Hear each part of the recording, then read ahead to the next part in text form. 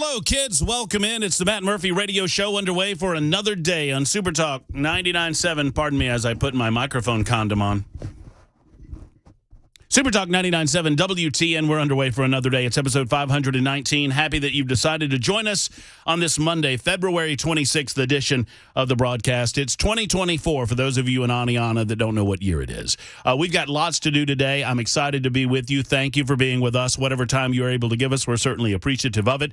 Bell K back in the saddle. We'll talk to him in just a moment behind the glass, making sure that everything that comes out of our speakers sounds as good as humanly possible, and I'll try to do my best to do the same from this side of the room. We've got conversation ongoing at 615-737-9986. That is the telephone line. You're invited to be a part of the show at any point of your choosing. Just dial that up, and here we go. You can also hit us up on the Members Nutrition Super Text line, which is always up and running at the same number, 615-737-9986. We give those numbers often and as quickly as possible, just to keep you on your toes. So the pleasantries are as follows, and then we'll get things lumbering under our own weight. We have a lot of places to listen to the show. Many of you listen on the Super Talk, on the radio, rather, 99.7 FM.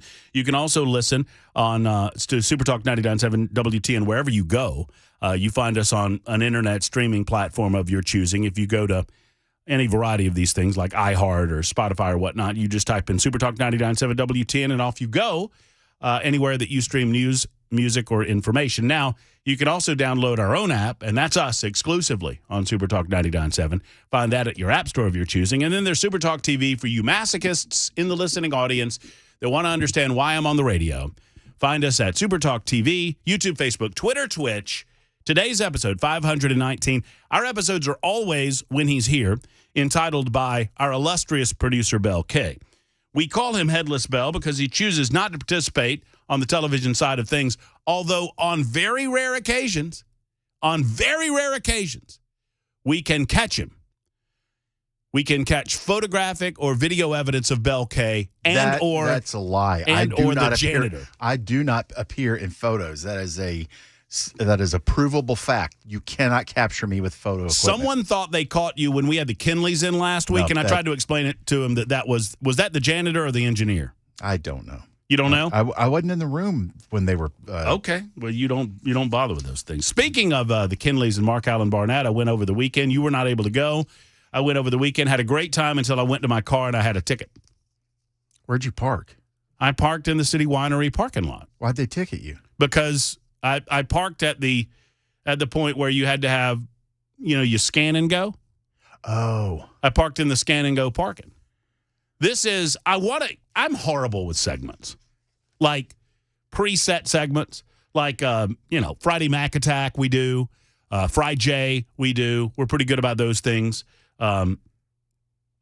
We do a great segment off air called Bell K Curses and Rants and Raves, which we're trying to figure out how to get that on air, but there's too much cursing. Yes, a lot of editing. It's a great segment, though. I mean, yeah, if we edited it and put it on air, it'd be beep, and then another beep, and then that's a beep. Anyway, that's all I have to say about that. Right. I'm horrible with segments, but I want to start a segment called Best of, Worst of that I completely stole from Dan Patrick, a sports guy. And it's the idea is that what was the best thing that happened to you over the weekend? What was the worst thing that happened to you over the weekend? I think it would be fun to do that during the Libertarian Lunchtime Hour on Super Talk 99.7 WTN, right around now. But I'm horrible doing segments, so I don't remember to do it. I also don't remember to tell you to tell the title of the show. So let's go ahead and do that real quick, and I'll continue this conversation after we do. Episode 519, Headless Bell, is entitled Matt Murphy Show. The Snark and Cynicism is back to 100%. Libertarian lunch, noon to 3. Cheese nachos. I like Mason, but we missed you. Missed you desperately. Oh, Mason's awesome. Mason's great. Yes. Even when he's working 14 hours. There was one day I think he worked 14 hours. And loved every bit of it, I'm sure. It seemed that he did. He got accused of falling asleep during the Dan Mandis show, but I thought to myself, well, who hasn't? Seriously. It's like you cannot hold the producer to a higher standard than the audience. That's so sorry, mean. Dan. Just kidding. And we're just joking, Dan. That's the humor, Dan. We need to infuse humor in our political commentary nowadays. You draw more flies with honey than with vinegar. But anyway, as you guys might have noticed over the week. I mean, I went out to see the Kinleys, and Bell was originally slated to go with me, and he was unable. How was the show? It was good. It was great. It was 2 hours. It was fabulous. Mark Allen Burnett did great. The Kinleys did great. Jennifer and Heather. There were a couple of other people on stage. Minnie Murphy, I believe her name was. Minnie Murphy. Not Minnie Murphy as in a small me. Minnie Murphy as in Minnie Murphy, who's an artist, great keyboard artist, fabulous songwriter and singer. And I think I have this right, Sarah Hughes was the other person on stage, and there was a backup band. But Sarah's also a songwriter in town, and if I screwed up her name, I'm sorry. I'm doing this off my top of my head. But she wrote some songs for Tracy Byrd back in the day and some other songs, and has not been on stage for quite some time. So it was a reunion of sorts. City Winery is a fabulous facility. Anybody that's ever been, and had a great time. Fabulous. 2 hours was great. So I pull up into the parking lot. Everybody just played a half hour each, or how did that work? No. Everybody went on stage. It was kind of cool. Everybody comes on stage, and the Kinleys introduced everyone. You know, Heather and Jennifer. Oh, so they did it as a group, and then they just bounced back and forth. They just bounced back and forth. Okay, gotcha. Yeah. They shared the stage, and for 2 hours, they were just bouncing back and forth. Okay, Mark Allen, it's your turn. Okay, the Kinleys, it's your turn. Okay, Sarah, it's your turn. It was great. It was fabulous. At one point, there's a great tune by the Kinleys. Anybody that can go deep in 1990s country music might know this song called I think it's called. Oh gosh, I had the title of it right off the top of my head. Is it Conversation? No, it's not Conversation. It begins with a C. Condemnation. It's not Condemnation. Confidential? No, that's wrong too. Anyway, it's a deeper cut off one of the Kinley albums, and Confessions. Thank you. Confessions. And I vaguely remembered the song only because I was in country music during that time. And Sarah and the Kinleys started talking about it like, man, wasn't that a great song, and blah, blah, blah. And this Minnie Murphy girl who the Kinleys had just met started singing it at the keyboard and sang the entire song. It was great. It was fabulous. It was a wonderful time. So they hadn't planned on playing it? No. She just busted it out? She said, you guys want me to bust it out? He said, oh, do you think we could do a verse or a chorus? And this was Sarah talking to the Kinleys. Can you remember the verse or the chorus? And they're trying to figure it out. And Minnie Murphy, who's on stage with them, just starts playing the piano and just starts singing. That's brilliant. It was awesome. She said, it's one of my favorite of yours. It was very cool. And, and Jennifer and Heather like, oh, my God. Everything was fine until I went outside. So I did what I'm supposed to do when you're parking downtown, as rare as it is that I go down there. And so I pull up at about 11:45. The show's at noon. It was a lunch show or a brunch show, noon to 2. And so I have to, hit the scan and go thing. And this was a different parking lot vendor than I have become accustomed to. I have the other one on my phone. And so I hit the thing, and it says, oh, we need your tag. Oh, you're not signed up. You need to sign up. And I have to do all of this stuff. And that's fine. That's all well and good. So that takes me about, 5 minutes or so. And I figure it asked me how much time I want. An hour, 2 hours, 3 hours. And I said 3 hours. I thought that was plenty of time. So eventually my sign-up time was around, I don't know when I was signed up, actually. It doesn't say here on my parking violation ticket. But I know this. It was 3:05 when I got my ticket, my citation. Issue number 064011788-56-6594686793449 Jenny. Anyway, so obviously they're very serious about their parking violations in the city of Nashville. I guess we need cash. You want to guess how much it cost me? So the parking itself, $50. 3 hours to park. Guess how much 3 hours to park in that? And I'm not knocking it, by the way. I understand. $30? It was $20, $19 and some change for 3 hours on a Saturday afternoon. My parking fee was $18 for overextending my stay. The administration fee was $30. Please. Just call the whole thing. I don't understand the difference. I don't understand what you're saying. I don't understand what is the difference between the parking fee and the admit? You're saying that you're charging me $18 for overstaying my welcome, expecting that my truck will be there in the next couple of hours, I guess? I think the $18 is what they expected you to spend in parking time, and then the other is the punitive damages. The fine. Yeah. The fine. So it was $48 total. But I'll say this. It's been a while since I got a parking violation. I do like the fact that you can pay it right. I can pay it from my phone. I don't have to go somewhere. I mean, I understand that's a very, very thin little piece of. Go to the bank, get them some cash, take it to them. Right. I mean, it's a very, very thin layer of icing on this crap cake, but it's icing nonetheless that I don't have to actually go and pay it that way. But did you ask Heather if you could give her my number? I wasn't able to. There was too many people. So all you do is walk up the stage while they were playing. I'm just gonna give. Well, I waited. One of the reasons that I got a parking violation is I blame the popularity of the Kinleys, and to a much, much lesser degree, Mark Allen Barnett. And I say that way because I know he's listening. How many because people there was were a lot. It was packed. It was absolutely packed. And they invited people to stick around into the lobby. I think they had a hard out at 2. I mean, that was the contract. You know how that goes. And so they shut down at 2, and they said, everyone come on out to the lobby and say hello to us and meet us. And we got CDs and all that for sale. And I did not want to be the guy to get to the front of the line. That's not me. You would have been the same way, Bell. We would have hung back. Well, that's exactly what we did when Dusty was done with his show. Just hang back, let everybody get up there and let them have their photos and their moments.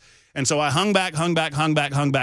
And, I mean, it was an hour, and good for them. They stuck for an hour saying hello to everybody, taking pictures for everybody. So if Mark Allen's listening, you owe me $48. I'm kidding.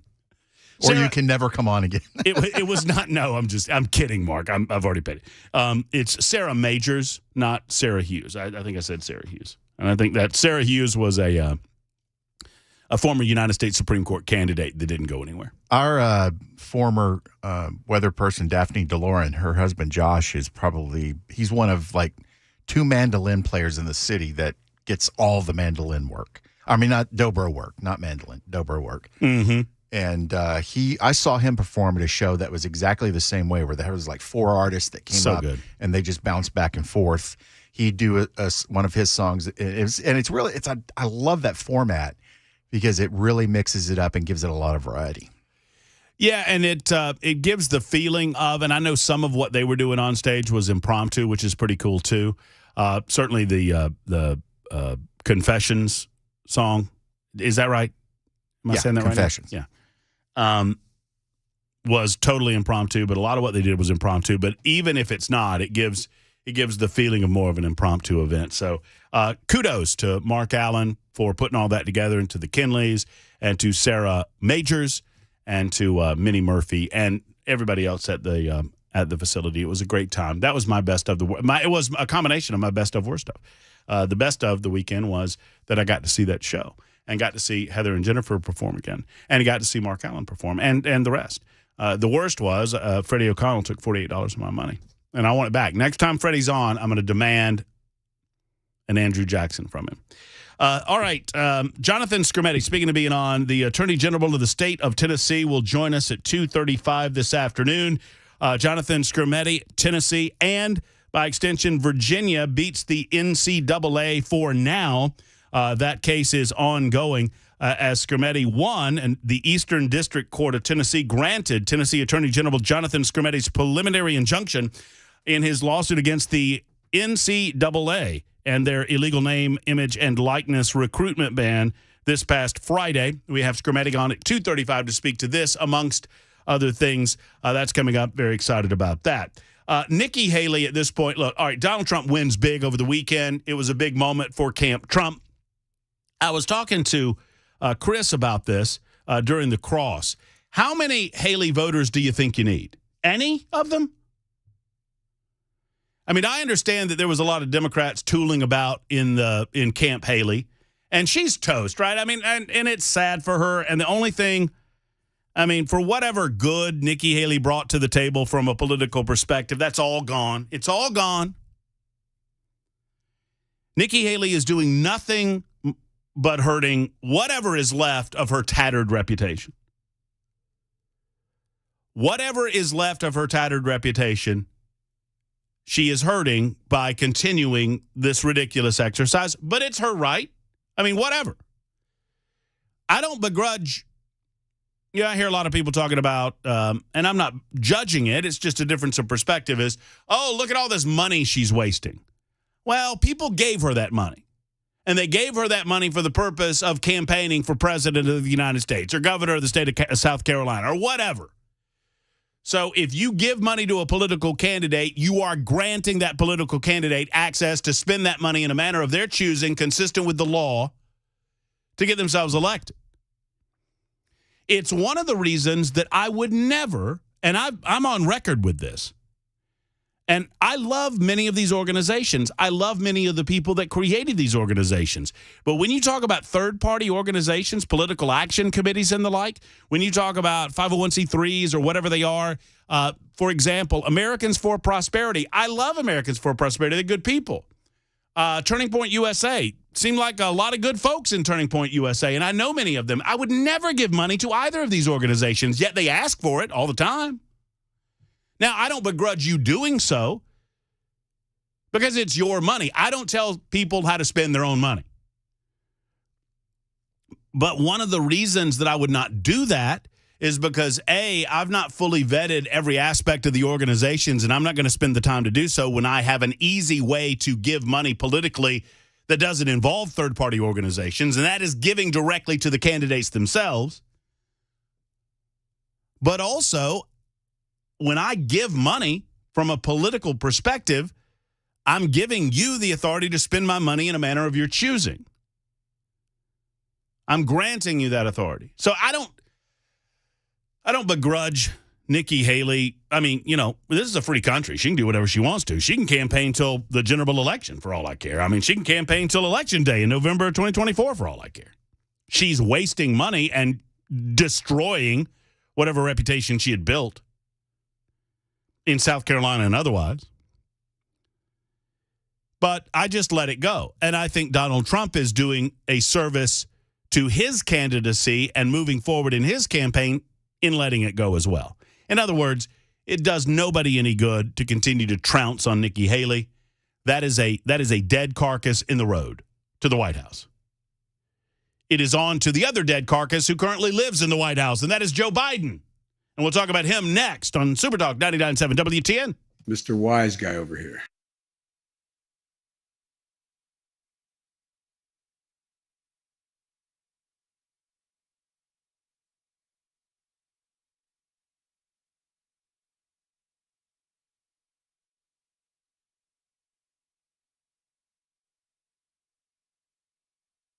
Hello, friends. Matt Murphy for the Dr. Gill Center for Back, Neck, and Chronic Pain Relief in Franklin. I strongly recommend, as an endorser of the Dr. Gill Center, that you pick up the phone and you make the call that so many others have made, thousands of others, maybe even to the tens of, I guess it would be tens of thousands, considering that they've been around for the length of time that they have been. Dr. Gill started this center over 30 years ago and developed a team approach to what he does. That means that every person that's a part of the team trained with Dr. Gill, learn from Dr. Gill, and they do it the Dr. Gill way. And that's important, not only to Dr. Gill, but to Dr. Wendy, Dr. Dominic, Dr. V, and the rest of the crew at the Dr. Gill Center.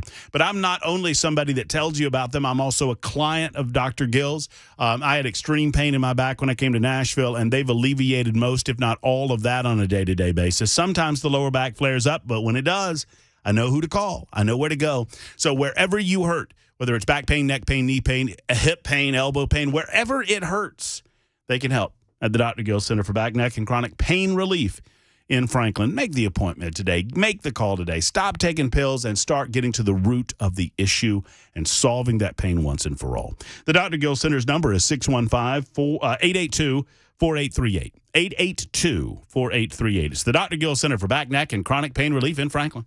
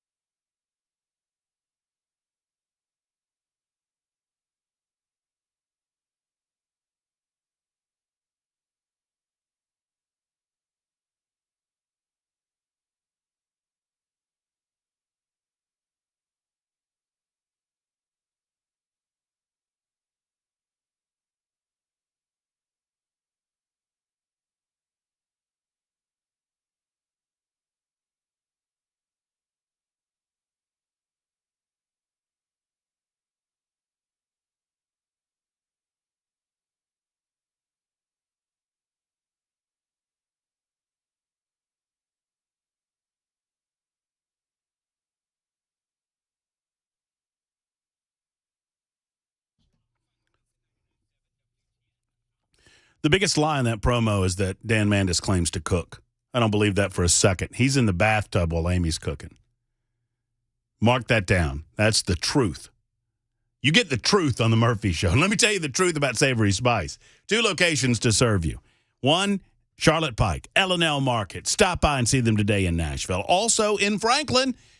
Franklin, just off the square next to Gray's Pharmacy, you'll see the wonderful folks of Savory Spice, whether Holly or David are there. And if they're there, say hello.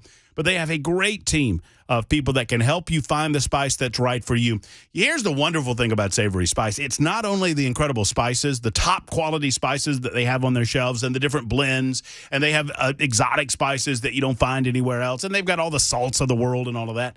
But also the people, right? Because if you walk in and you say, I was doing this recipe and my wife told me that it needed this thing and I can't remember what it was, they'll walk you through it and they'll figure out what we're talking about.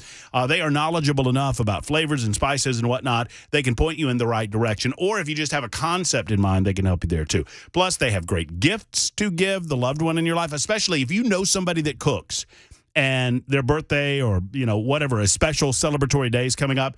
Find something for the cook in your life at Savory Spice, the one and only, I like to say. 2 locations to serve. L&L Market, once again, in Nashville, and off the square in Franklin. Tell them Matt Murphy sent you to the one and only Savory Spice.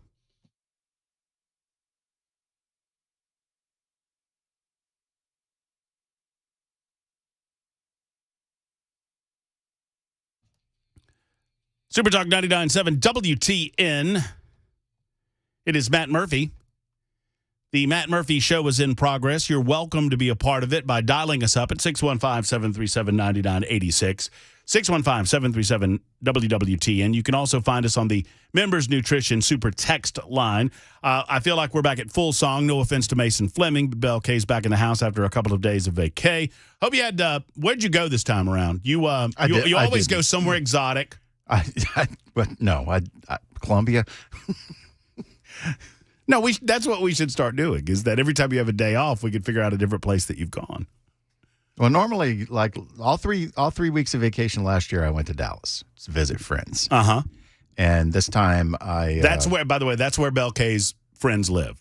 The 3 friends that he has. Anyway, go ahead. I'm sorry. Well, the 2. But I went down, and I had never actually stopped in Columbia. I've driven through Columbia plenty, or the outskirts of Columbia plenty, but I'd never actually been there. And it's definitely I thought you meant the country. No. You mean the city? Talking about Columbia, Tennessee. Oh, I thought you were talking about that. And it's actually a really nice little town. Columbia, I would love to live. How long did it take you to get to and fro? 45 minutes. See, if I could swallow that time frame, Columbia is my zone, baby. And I'm talking about from Madison to the town square, it was 45 minutes. And everybody's always been like, oh, an hour and 15. It's like, not if you're driving the speed limit, it ain't. Well, no, but you went on a weekend too, right? No? I was there Thursday and Friday. Okay. All right. Well, maybe. The only thing I didn't get to do that I wanted to was call Des Dickerson and get with him, but I had too much other stuff. Does Des live in Columbia? Yeah. Man, all the cool people live in Columbia. I need to get in Columbia. Well, that's good. That's cool. Well, Columbia, that's a place. We should begin establishing places that Bell goes during his vacation. I got to see where they shot the Jason Aldean video, or can't do that in a small town. Racist. Right there on the porch of not State House, the City Hall. Racist. No. That's what I was told by the liberal media. That's incorrect. The liberal media explained to me that location is a racist location to do any sort of anything. No, that would be wrong. That's not true. Okay. Well, Jason Aldean is not racist. That's new info. Hey, guess whose birthday it is today? Or this is a tip, but guess whose birthday it would have been today? 92. That's a real good clue. I'm going to leave it up. Don't answer. I'm going to leave it up to Super. Let's see which super texter can figure it out first. 9837 says, shut up about Columbia. We're full. Full for me. What about me, 9837? Can I go? Okay, I'll be going to Columbia after I get off the air today and looking for an apartment just to irritate somebody. I mean, I think we're good enough for Columbia, right? By the way, Philip, the answer to your question is no. That is not a young Matt Murphy on the right. I don't know who that is. I did not have any facial hair until I was 45 years old. I don't know. I guess that's Wally and the Beeve and some other people. I don't know who those people are, but one of those people is not me, although that is a fetching sweater, button-up cardigan-like sweater, and I would have enjoyed having that. Yes, it is not. The answer is not. No, Willie's still alive, so that's not the correct answer. Jackie Gleason is a good answer, but it is not correct. And we have a winner. Winner, chicken dinner. 75-36 beat everyone to the punch.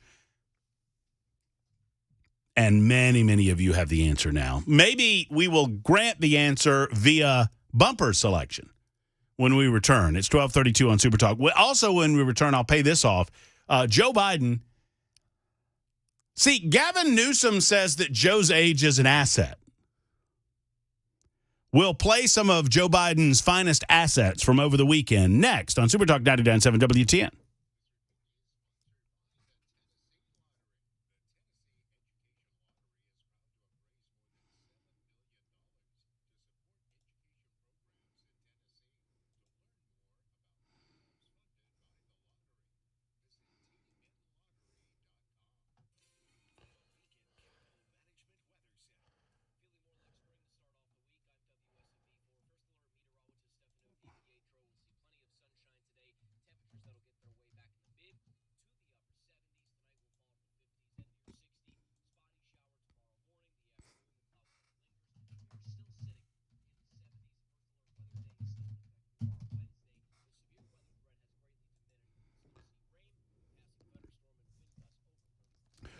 So you have a weapon to protect yourself, your family, your property. Good for you. A gun. Good for you. I'm glad that you do. Maybe you have some guns for shooting, sports shooting or hunting and the like. Perhaps you need a place for your valuables, your jewelry and whatnot. Have you thought about these things? If you've not, it's time to think about them. And if you have and you've thought of any place other than Safe House, then I think you're doing it wrong. Look, there are a lot of places that decide they want to sell safes.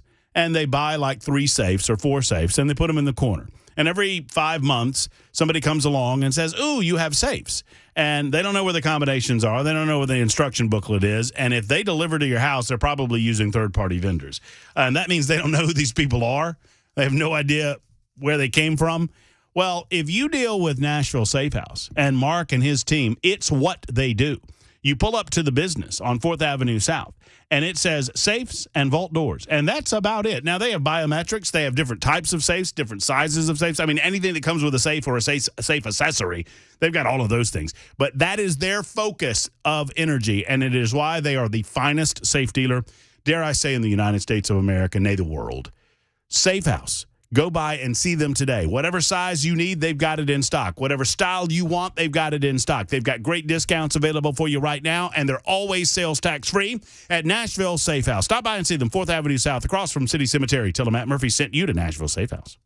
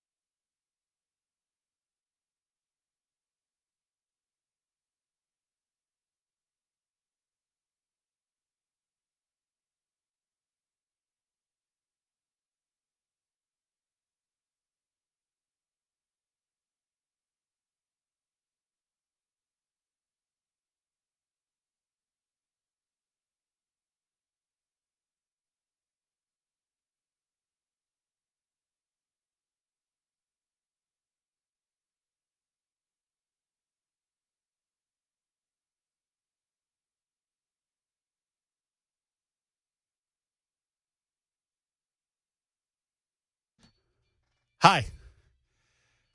Oh, just let it roll. I mean, might as well. You're going to have to cut it out of the podcast anyway. Is this public domain? The flames went higher and it burns. Johnny's always my go-to on karaoke just because we have the same range of love is sweet. Who wrote this song, Bel K? I assume Johnny did, but that is incorrect. The fact that you're asking the question leads me to believe he did not. He did not. June Carter. Oh, I knew that. June Carter. And she originally recorded it. And actually, if you listen to it closely, it sounds like one of her melodies. Oh, and if you take away the horns and the instrumentation of the song and throw out some of what the production team did with the song to make, I mean, the horns, you take away the horns, the song completely changes. Yeah. But if you take that and, and switch that out with some of the instruments that the Carter family used to play, and it's absolutely a Carter family song. The taste of Libby sweet. Anyway, Johnny Cash would have been 92 years old today, the man in black. We celebrate his birthday, even though he cannot, as he's left this mortal coil. 21 years gone now. He died at the age of 71. I think, that would be right. If he's 90, I think that's right. Yeah, 91 plus, 92 minus 21 would be 71. Yeah. There you go. So, Johnny Cash, we celebrate his birthday one way or the other, man in black. Probably, certainly on the Mount Rushmore of country music. I don't know that you could limit the Mount Rushmore of country music to 4 artists. I think that would be unfair to too many artists. But regardless of how many people were on there, I think Johnny Cash would be up on that list. It's 1240 Super Talk 99.7 WTN. I feel like if Johnny Cash were around today, he'd be more cogent and or lucid than this guy. Here's your president and mine over the weekend, a guy who Gavin Newsom says his age is an asset. Joe Biden malfunctioning again. And stand here in front of this portrait of the man behind me here. He said, and I want to make sure I get the quote exactly right.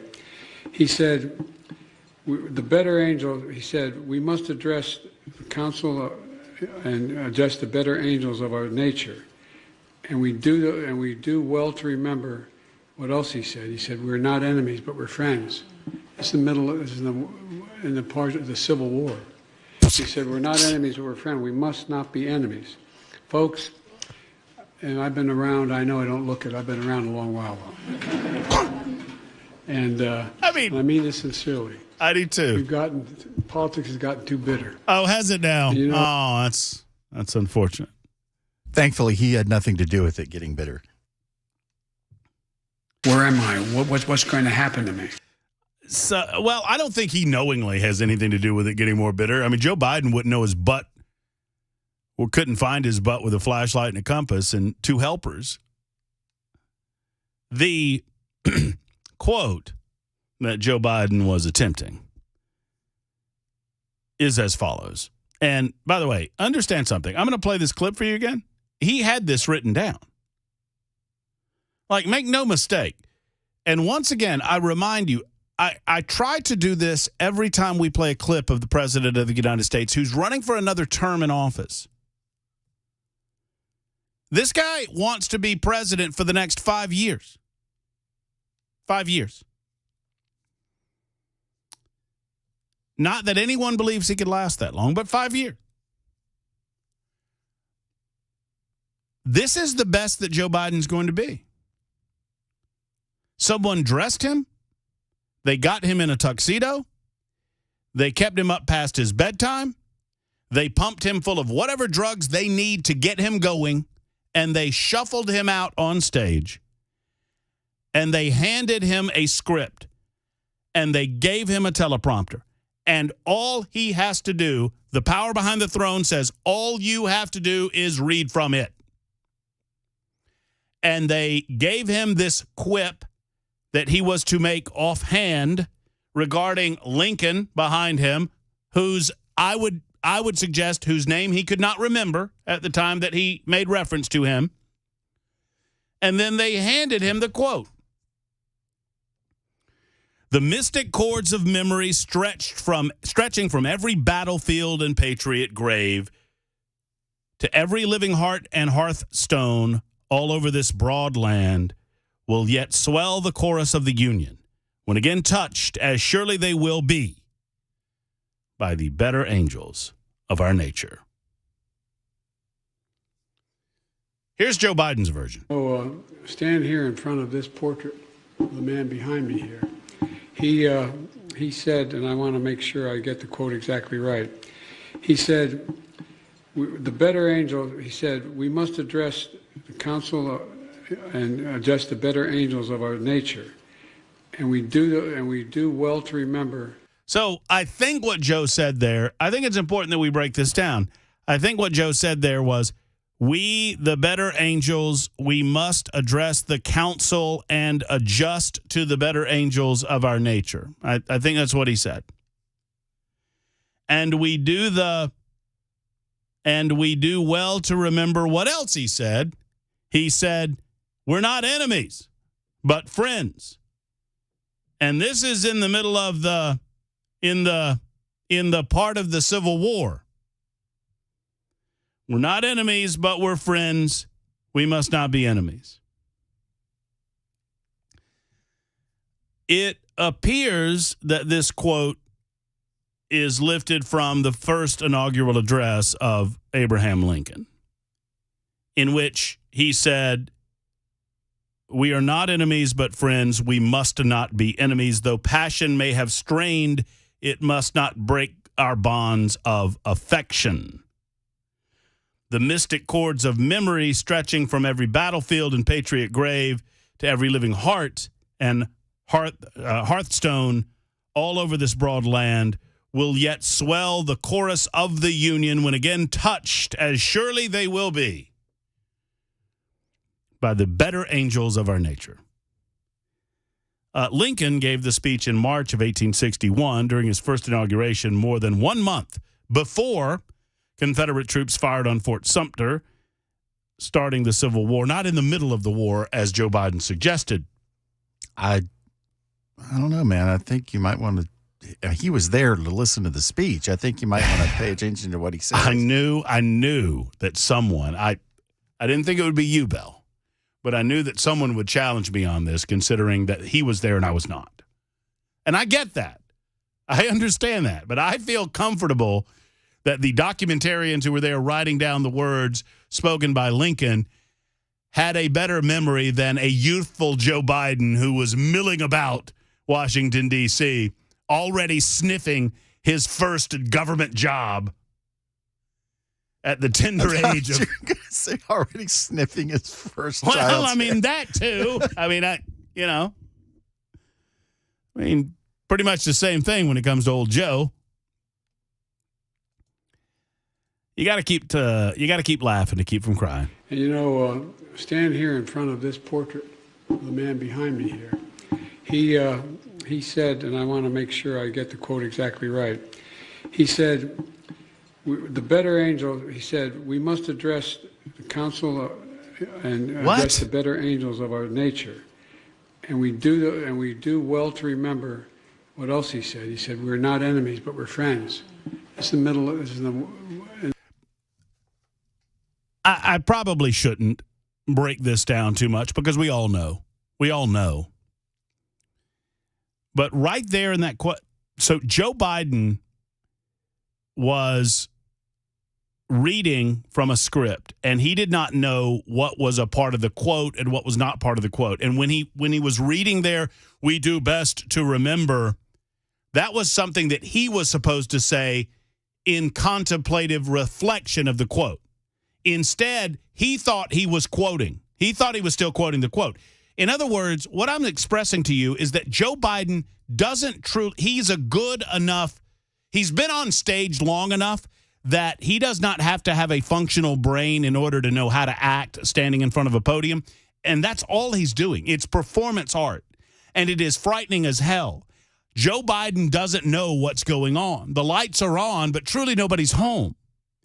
And so it took him a minute to recognize, no, that's supposed to be me talking, going, we would do best to remember that we are friends, not enemies. Instead, he spoke as if he was still quoting the quote because he has no idea what the quote says.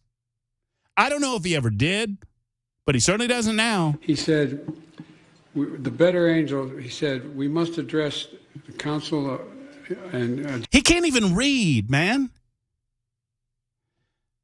He can't even read. The council and adjust the better angels of our nature. And we do well to remember what else he said. He said, and we do well to remember, he says, as if he's reading more of the quote, what else he said. That was supposed to be his comment. We're not enemies, but we're friends. It's in the part of the Civil War. It's not in the middle of the Civil War. It was before the Civil War. He said, we're not enemies, but we're friends. We must not be enemies. Folks, and I've been around, I know I don't look it, I've been around a long while. Make a joke. And I mean this sincerely. Politics has gotten too bitter. Politics has gotten too bitter. This is the same guy that stood before the American people not 2 years ago and explained to 81 million of you that you were attempting to destroy democracy. These are the same people that suggest that MAGA Republicans want to destroy democracy. And because we have a different thought process about the function of the federal government, that somehow we are anti-representative republic. I would suggest that that's you, sir, not me.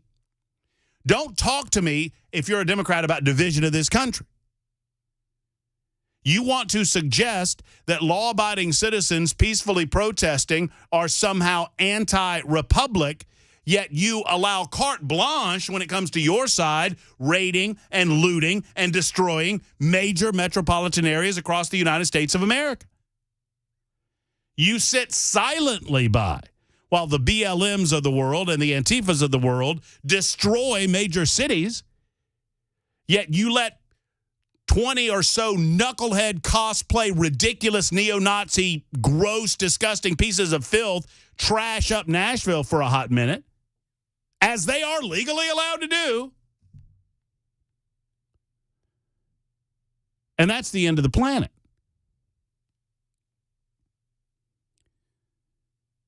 Who causes more division in the United States of America?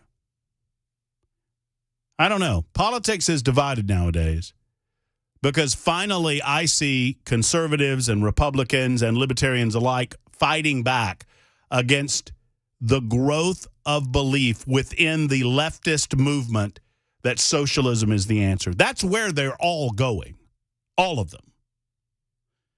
And more government control is never the right answer. Ask Javier Milei, the president of Argentina. Did you see that meeting over the weekend? Man, oh man, that was great. If you missed it, oh, so good. I thought they were going to kiss on the lips. I thought. Did you see my text or my tweet? I did not. I said Trump's worried this guy's about to kiss him on the mouth. Did you really? Yes. I was thinking that. I thought when I saw it, I thought, are they going to kiss on the lips? I mean, I wouldn't have minded it. I could have seen Javier just leaning in for the lip lock, planting one on him. He was way too enamored. He was way too enamored with Trump. Javier loved him, and Trump loved him right back. Yeah, the newly elected president of Argentina, who has created broad reforms in that country to try to get them back on track, liberty-loving reforms. He finally met Donald Trump. I guess this was at CPAC over the weekend, and they locked arms and almost locked lips. Great video. If you want to check it out, you can find it on @MattMurphyShow on the X machine and other posts @MattMurphyShow. It's 52 after the hour. Super Talk 99.7 WTN.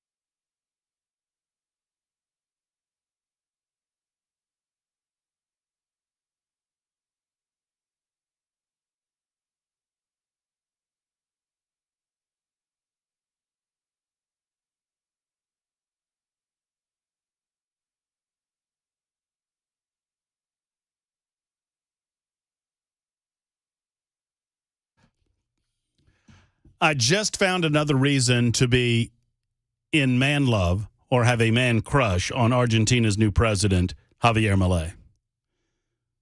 Do you know he has 5 cloned dogs? English Mastiff dogs? I'm more impressed with the fact that he actually had a budget surplus last month for the first time. Yeah. Years. Budget surplus, whatever. Dogs, man. Guy's got dogs. Budget surplus. 5 cloned dogs whom he says he loves more than people. You know why he says he loves them more than people? For the same reason I do. They deserve it. Javier Milei, everybody. 1 hour down, 2 to go. We'll talk Georgia politics and illegal immigration next.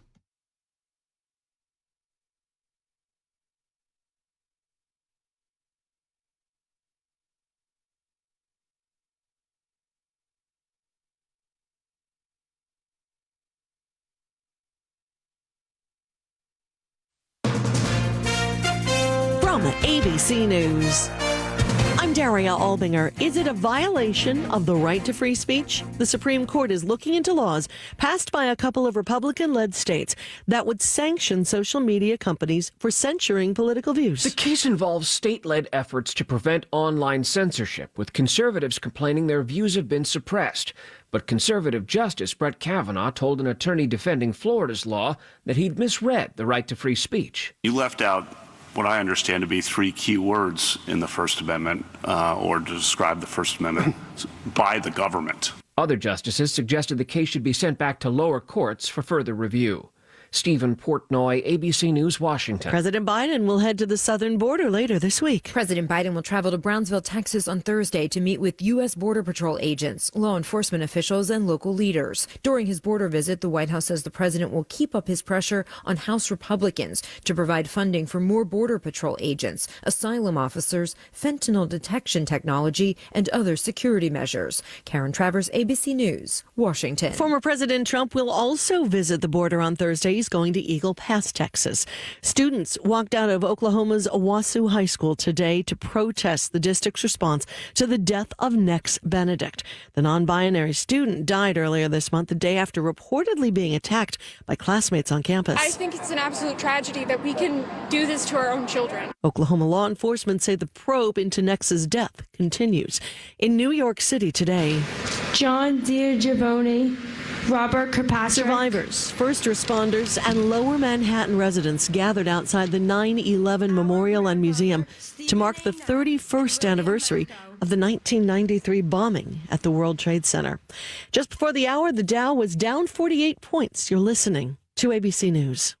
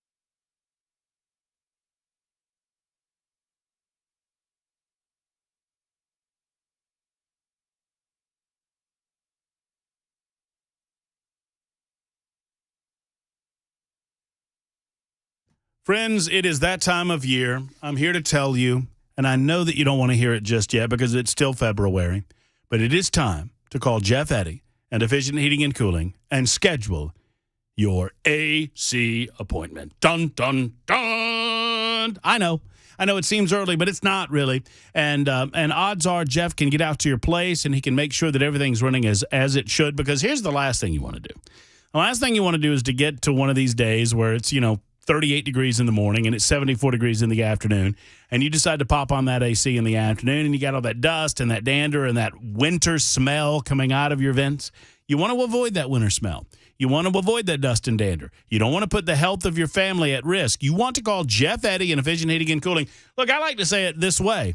You go to the doctor when you're not feeling that well. You go to the dentist as a preventative way to make sure that your teeth are okay. You go to the dentist, once about every 6 months? Well, once a year, you need to have that heater or that AC maintenance to make sure that it's going to run as it should.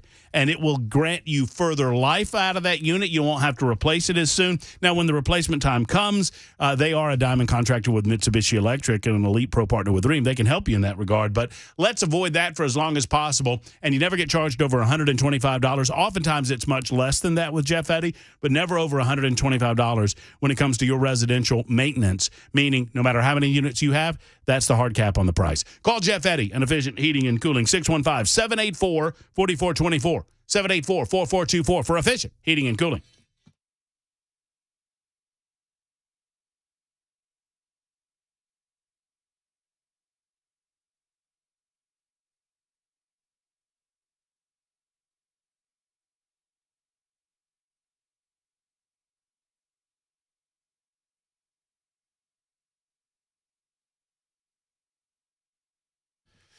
It is the Matt Murphy Radio Show on Super Talk 99.7 WTN. We begin hour number 2 right now on episode 519, and I am pleased you've given us some time today. Thank you for your consideration. Whatever time you're granting us, we're appreciative of it. We've got 3 hours per day before handing off to Brian Wilson in the drive early afternoon, right around 3 o'clock. 615-737-9986, 615-737-WWTN. That's the telephone line. That's also the Members Nutrition Super Text line. You're invited to get your Super Text in. A lot of you Super Texting your response. Yes, it's Johnny Cash's birthday today. He would have been 92 years of age. Tip a glass, whatever you might be drinking, to the Man in Black. Or, as I like to call him, the Chicken in Black, which is still one of the funniest songs I've ever heard in my life. If you've not heard it, come on. Where you been? In the meantime, I mentioned that Javier, that's a mix-up of Javier Milei, whom I'm about to talk about, and Gavin Newsom, who is very different. Those are two different people. Gavin Newsom mentioned that Joe Biden's age is actually an asset to him. We're going to talk about that in a moment. I just did a deep dive. You and I are big fans of Javier Milei. Oh, yeah. And I understand why we're big fans of Javier Milei, but I'm becoming a bigger fan of Javier Milei because of it. So, do you know this backstory of him and his dog? Did you know that he actually is passing a law to jail central bankers for deficit spending? Yeah. That's all well and good. But this thing about his dog, man. So, he had an English Mastiff. All right, this is borderline. This is another reason to like him, because this is borderline weird. Not even borderline. It's kind of weird. And this is coming from a guy that just lost his dog. And I should have thought of this. Do you think it's weird to clone a dog? I don't think it's weird. I think it's unusual, but that's only because the technology is just starting to actually develop. Is it obsessive? No, I think no, because I think if you're willing to clone your dog, that's an extension of how much you love the dog. So I'm gonna try to do this without getting emotional, but I'm thinking about John Henry right now. Yeah. Whom I just lost after 11 years of being in the family. John Henry was 13. But I lost another dog. That John Henry is the second dog that we've had to put down. I had Hodi, Hodi. It's a Swahili word. Ex-girlfriend named him. Whatever. From the time he was about 1 until he was 15. And we had to let him go. And then along came John Henry. And at the time that we let Hodi go, I had already met John Henry. He was very new into our family. But I said to myself, there will never be another Hodi. And there will never be another Hodi. But then there was John Henry, who became like my brother from another mother, right? I mean, we bonded and connected. So well, they all think have their own unique personalities too. Which that's right. You can't replace. That's why that's the odd thing to me is if you clone John Henry, would he have the same personality? Well, and that's where I'm going on this. We're thinking along the same lines. So if I'd made the decision to clone Hody, and I don't know that the technology was even available 14 years ago or whatever it was, but let's say I made that determination. Well, I'm not getting the same dog. He's going to be a different dog than Hody, but he would probably have very similar characteristics. Well, then I would have missed out on the joy that is John Henry. Right? And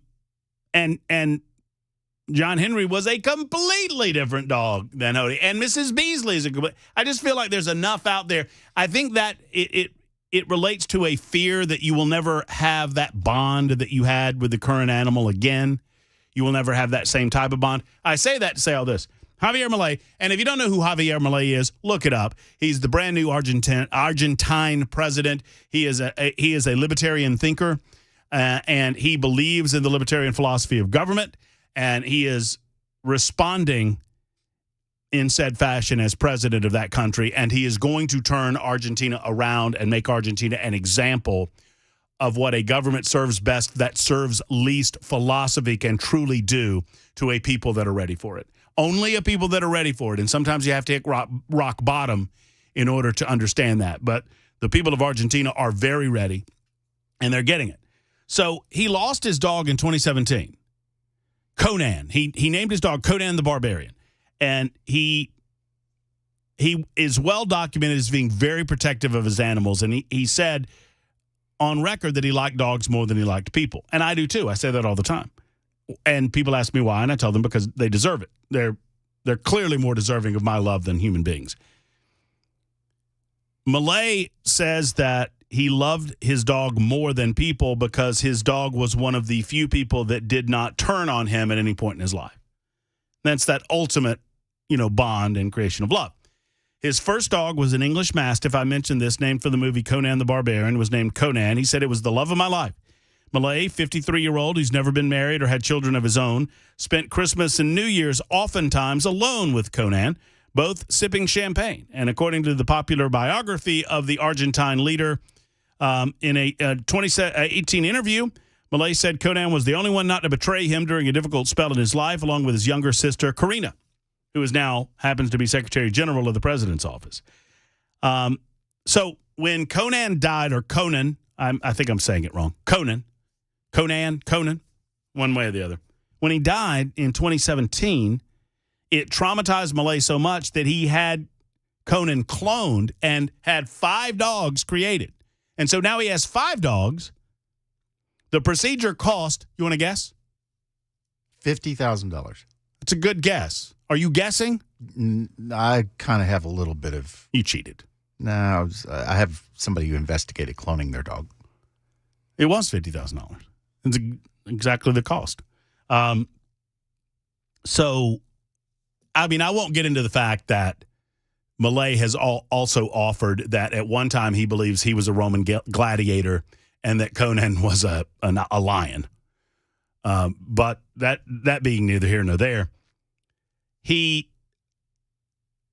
brings his dogs to work with him. He had all 5 of these cloned animals in a small Buenos Aires apartment with him. To make room, he knocked down his kitchen wall. According to an article by the Wall Street Journal, the pups tore up his furniture. One bit his arm while he was trying to break up a fight with the other 2. Milei called them his little monsters. He also thanked the dogs for his political rise. Even though the filthy journalists don't like it, I want to say thanks to my 4-legged children, he said after winning a primary last August. The dogs are now political fodder in the country of Argentina. In Congress, lawmakers point to the peculiar relationship to explain why Milei should not be trusted with powers to enact legislation in that country. I think he should be trusted even further because of all of this. But here's the reason I bring all of this up. His dogs are named, 4 of his current dogs are named after economists. Now, one of them... I saw that. So one of them is named Conan, after Conan, his other dog. The other 4 are named Milton Friedman, Robert for Robert Lucas, Lucas for Robert Lucas, and Murray for Murray Rothbard, and the fifth is named Conan. I love that. I love that too. And I'm thinking Friedman because I love Milton Friedman. Oh, yeah. Milton Friedman is my go-to. When I need to read, by the way, I would encourage you to do this. If you need to re-find your center about the relationship between government and the free market, if you feel like you've lost your way, if you feel like you're deep, and I do this, I'm serious, folks. If I'm deep in an issue and I find myself overwhelmed with information regarding the issue and I need to recenter and refocus myself, I go watch a speech from Milton Friedman. Yeah, that is watching him talk, and he is very even-keeled and very factual about things, is just absolutely inspirational. Plus, I love the fact that anytime Joe Biden wants to talk about quote-unquote selfishness, he always brings Friedman up into the conversation like Friedman was some advocate for destroying the poor or something like that. And Friedman had the ability to, in his speeches and his talks in the 70s and 80s especially, cut through the emotional clutter. And that's what it is. It's total emotional clutter. And liberals lean on that emotional clutter in order to make you passionate about an argument that isn't logical. Have you seen his appearance on one of his appearances on Phil Donahue? Yeah, the Donahue appearances are incredible. Oh, yeah. I've seen every one of them. He basically calls Donahue an idiot without even remotely being aggressive or detrimental to the conversation. So anyway, you know what? I love it. I think it's fabulous. And some of you hate it. 7024 says, okay, he's got 5 clone dogs. Isn't there something else worth talking about? You tell me, 70. Yeah, if he gets a 6th clone dog, then we'll talk about that. We'll talk about that one too. But you know what? We can talk about anything you want to talk about on this show. That's part of what people love about it. 615-737-9986. I'll talk about this. The story has heightened the debate and heightened the illogical nature and frankly, the gross ignorance of liberals when it comes to the impact of illegal immigration in the United States of America. And the case that I'm referring to is from Georgia involving the death of Laken Riley. I think Laken Riley's murderer is now known to most of us. Obviously, he'll have to go through a court of law. He has been charged, and in our system of justice, despite ample amounts of evidence indicating the guilt of an individual, we withhold ultimate judgment until the courts work themselves out. So while you and I recognize that Jose Antonio Ibarra is likely guilty of malice murder, felony murder, aggravated battery, aggravated assault, false imprisonment, kidnapping, and hindering a 911 call, and concealing the death of another person, until such time as a court of law indicates that they agree with that assessment, we wait for his sentencing. But the court of public opinion is certainly within our rights to have an opinion on the matter prior to an ultimate adjudication by a court of law. Fair? Fair for everybody? So this SOB, who is guilty as the day is long, in my opinion, is being held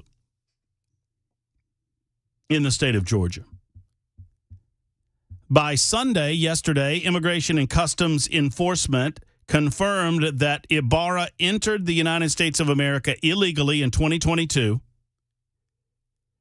And this is going to infuriate you, or at least it should. He was arrested in New York City last year. Guess what they did when they arrested him? Let him out. They let him go.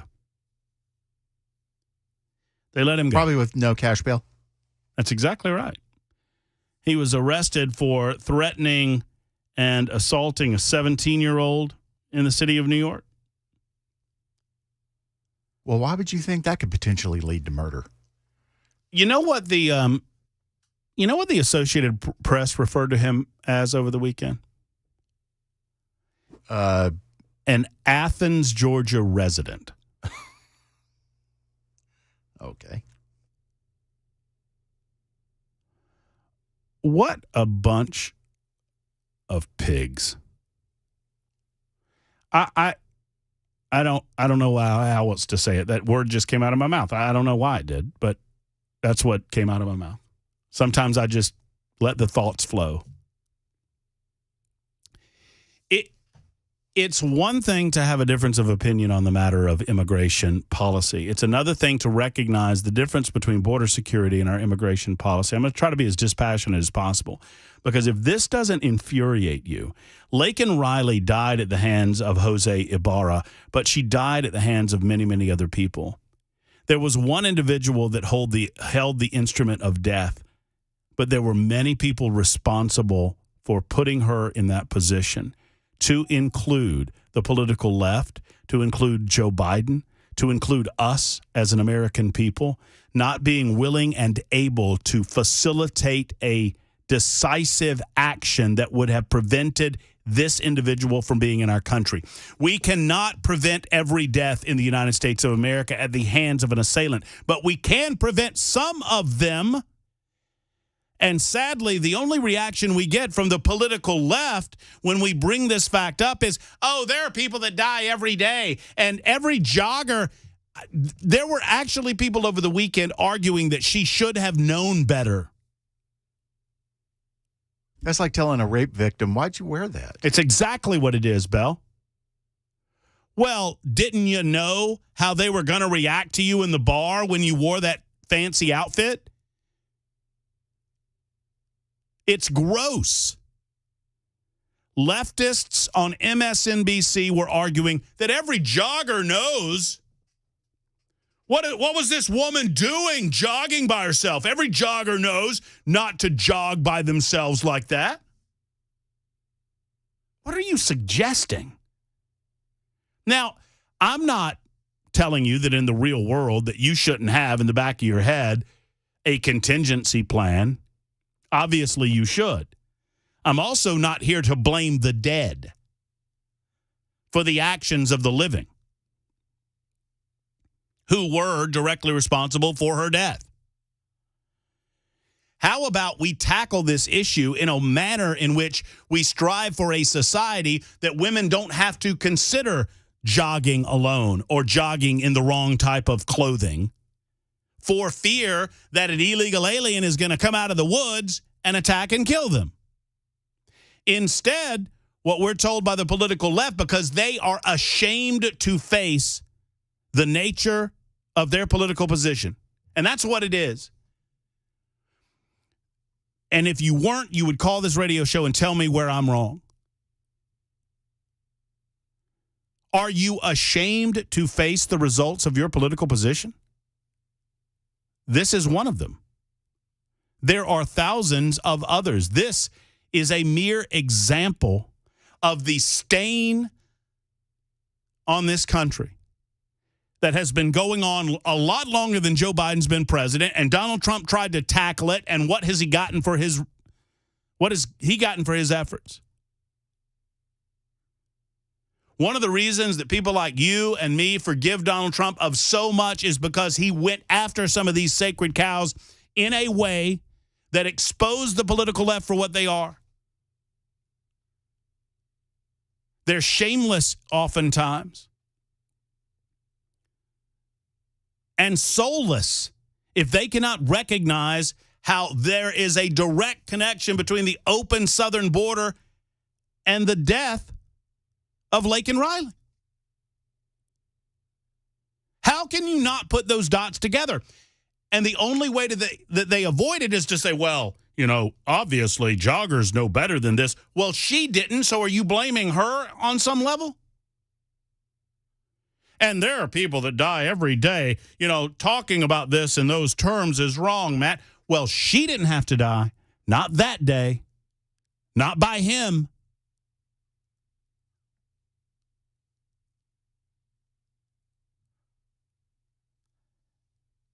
It is a fascinating case study into the mentality of the political left. And there's a danger that the Republican Party has allowed a schism to exist regarding Donald Trump to the point that Democrats are going to win in November. And I want to make you real aware of that. Do not sit complacent. considering the ineffectiveness and the sad dementia that exist in the Democrat candidate right now. Sadly, enough dumb people vote in America that they will vote for more of this. Based on how very deceptive, evil, smart people in Washington, D.C. frame this political election.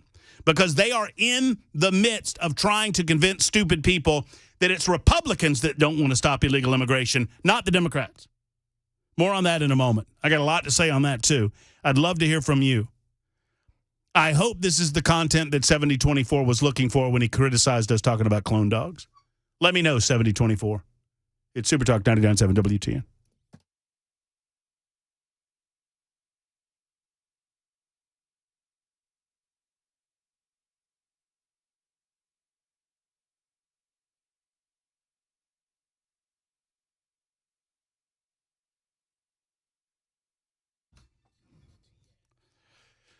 With Paul Winkler and his program, he is big on education, and we talk about that a lot on the Matt Murphy Show, and I want to talk to you today about the level of education that he's provided me and my family as a client and how that relates to what I do on the radio in trying to convince you to make the call that so many others have made. Paul Winkler and his team believe in the financial landscape as it changes, helping you understand how those changes can affect you and your family. He understands that these things can get pretty confusing, especially in a year like this one, an election year. You know, as a matter of fact, he just completed his politics and portfolios project last Friday, and you can make that available to you by going to paulwinkler.com. More on that in just a moment. Now, every time I talk about Paul Winkler, I remind you that not only am I a client, I'm also an endorser. That means I get paid to talk about Paul Winkler. We're legally obligated to say that, but no matter, because I'm a client and I'm not legally obligated to do that. I'm a client because I believe in the way Paul does his business. So if you want that education, that information that is so crucial to investments, get with Paul Winkler in one of his 10 offices today. paulwinkler.com. That's paulwinkler.com. It's the easiest way to do things. And if you're looking for that election portfolio, go to paulwinkler.com/election. Tell him Matt Murphy sent you to the one and only Paul Winkler.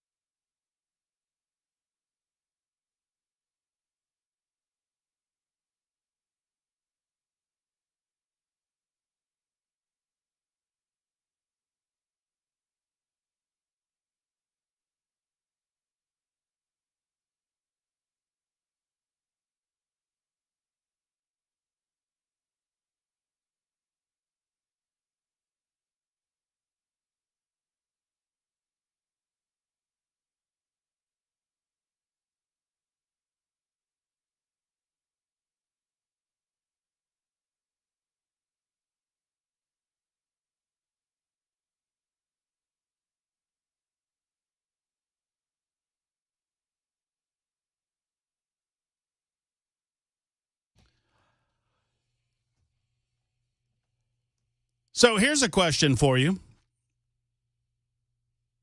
How many of you use Uber Eats or DoorDash? I do not. I have. I had a subscription to Grubhub that came with Amazon Prime, and I have used DoorDash in the past, and I used Uber Eats one time, and they ripped me off, and I deleted the app and will never use them again. How did they rip you off? I canceled the order within the time frame that they allowed. Oh, but they still charged me for the order. And I went through the process of trying. Maury back there? No, he's in the bathroom probably. Well, he's probably doing what his fiance tells him to do is what he's doing. Yeah, we got to ask him if he has any buyer's remorse. No, we're doing that in the 2 o'clock hour. We're definitely doing. We missed out on Friday Mac Attack. Nobody was here but me for Friday Mac Attack. Where was he? He was doing mornings. Oh. Because Johnny B was sick. Was Johnny B back today? I missed a lot of them. Here. I talked to him before he left. How's he feeling? Seemed in a pretty good mood. He's all right? Yeah. Wow. All right. We're thinking about you, Johnny B. Hope you're listening. Yeah, so he had to shift over to morning, so he was not here for Friday Mac Attack, and you weren't here for Friday Mac Attack. Nobody was here for Friday Mac Attack, and I'm not here this Friday. So this Friday Mac Attack, just a little signposting for you, will be Thursday. We're going to do everything we do on Friday on Thursday, meaning that Scott Spiggy will not be here on Thursday. So, Scott, if you're listening, we got to reschedule or we're skipping a week. And that means I have a big special event planned for Friday Mac Attack. I'm going to get every flavor of Girl Scout cookie, and we're going to and you cannot opt out on this unless you have an allergy. I have an allergy. Shut up. I have an allergy to sugar. No, I want you to participate in this. I have an allergy to sugar. Whatever. You can make exceptions for tequila. You can make exceptions for Girl Scout cookies. I haven't had a drink in a month. Really? Yeah. Huh. It's weird. You look a little bloated. I hate you. I just did that. I hate you. Look at me. Look at me. You know, I'm just kidding. You get like a girl sometimes when I do this to you, and I don't want you to be that way. That was just a joke to get the facial reaction that I got. That was all that was. That was not a reflection on how you look. You're great. I love you. Heather wants your number. She's all excited about it. Just, it's all good. You lied. You said you didn't have a chance to talk to her. I was trying to make you feel better. I was trying to throw some sugar on top of the salt or whatever the analogy is. It doesn't do any good if it's not true. Well, you don't know that it's not true. You told me you didn't talk to her. Oh, yeah. Well, forget I said that. Anyway, bottom line is this. Representative Faison Wednesday at 2:30. Well, there you go. I'm excited about that too. And I'm excited to tell you that in an hour from now, A.G. Scrimeti will be with us. So, more on this ridiculous, illogical positioning on the part of the political left with regard to this evil suspect who killed Laken Riley. And the reason I bring up DoorDash or Uber Eats or what's the other one? Grubhub is another one. Are those the big three? Yeah. Okay. And I think right now Uber Eats and Grubhub are battling it out for one because of Grubhub's association with Amazon Prime.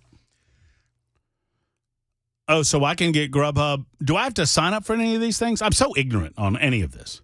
I would just get in my car and drive to get food. I don't understand who doesn't. Well, it's also a much, much cheaper way because you end up paying about 30% of the price in fees when you order food. Well, I mean, yeah, because it costs money for somebody to go get your food for you. And I'm saying it's a very expensive privilege. Yeah.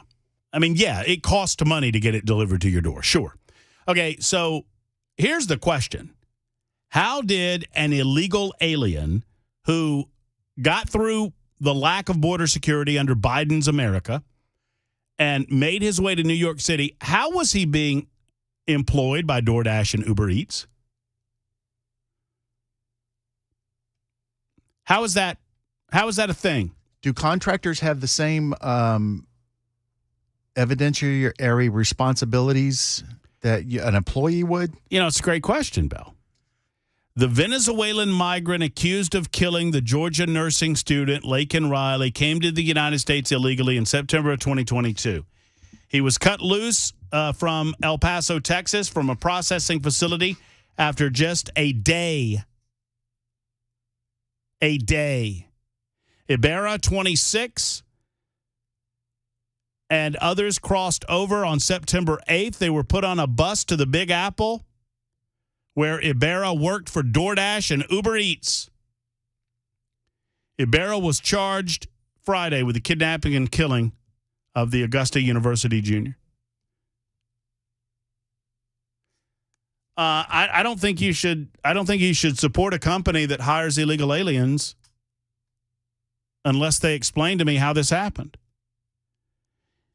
Are they hiding? Would Uber Eats suggest that they are hiding behind the idea that these are 1099s or contract workers? We'll delve into this a little further in just a moment. We're late. It's 1:34. Super Talk 99.7 WTN.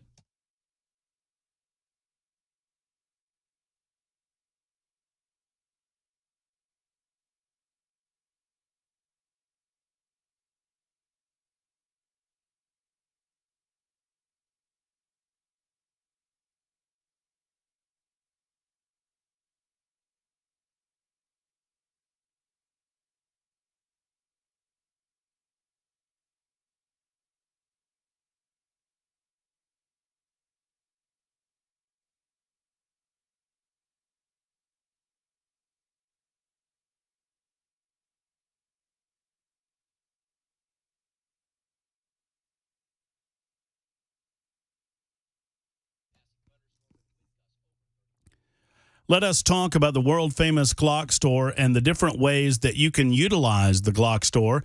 I'm telling you, the retail side of things, it's just great. I mean, I don't know what it is, but you walk into the store and the ceilings are high and the windows are there. It's bright. The folks are friendly.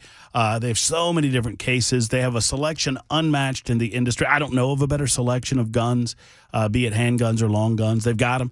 They have incredible amounts of accessories and clothing options and items. And that's just the retail side of things. If you talk about their manufacturing, they manufacture parts with their incredible 3D printing technology right there on site. Dan took me through the facility. Lenny McGill himself has taken me through the facility and shown me some of the incredible things that they're doing for shipping purposes mostly, but you can buy your items right here. You don't have to pay for the shipping.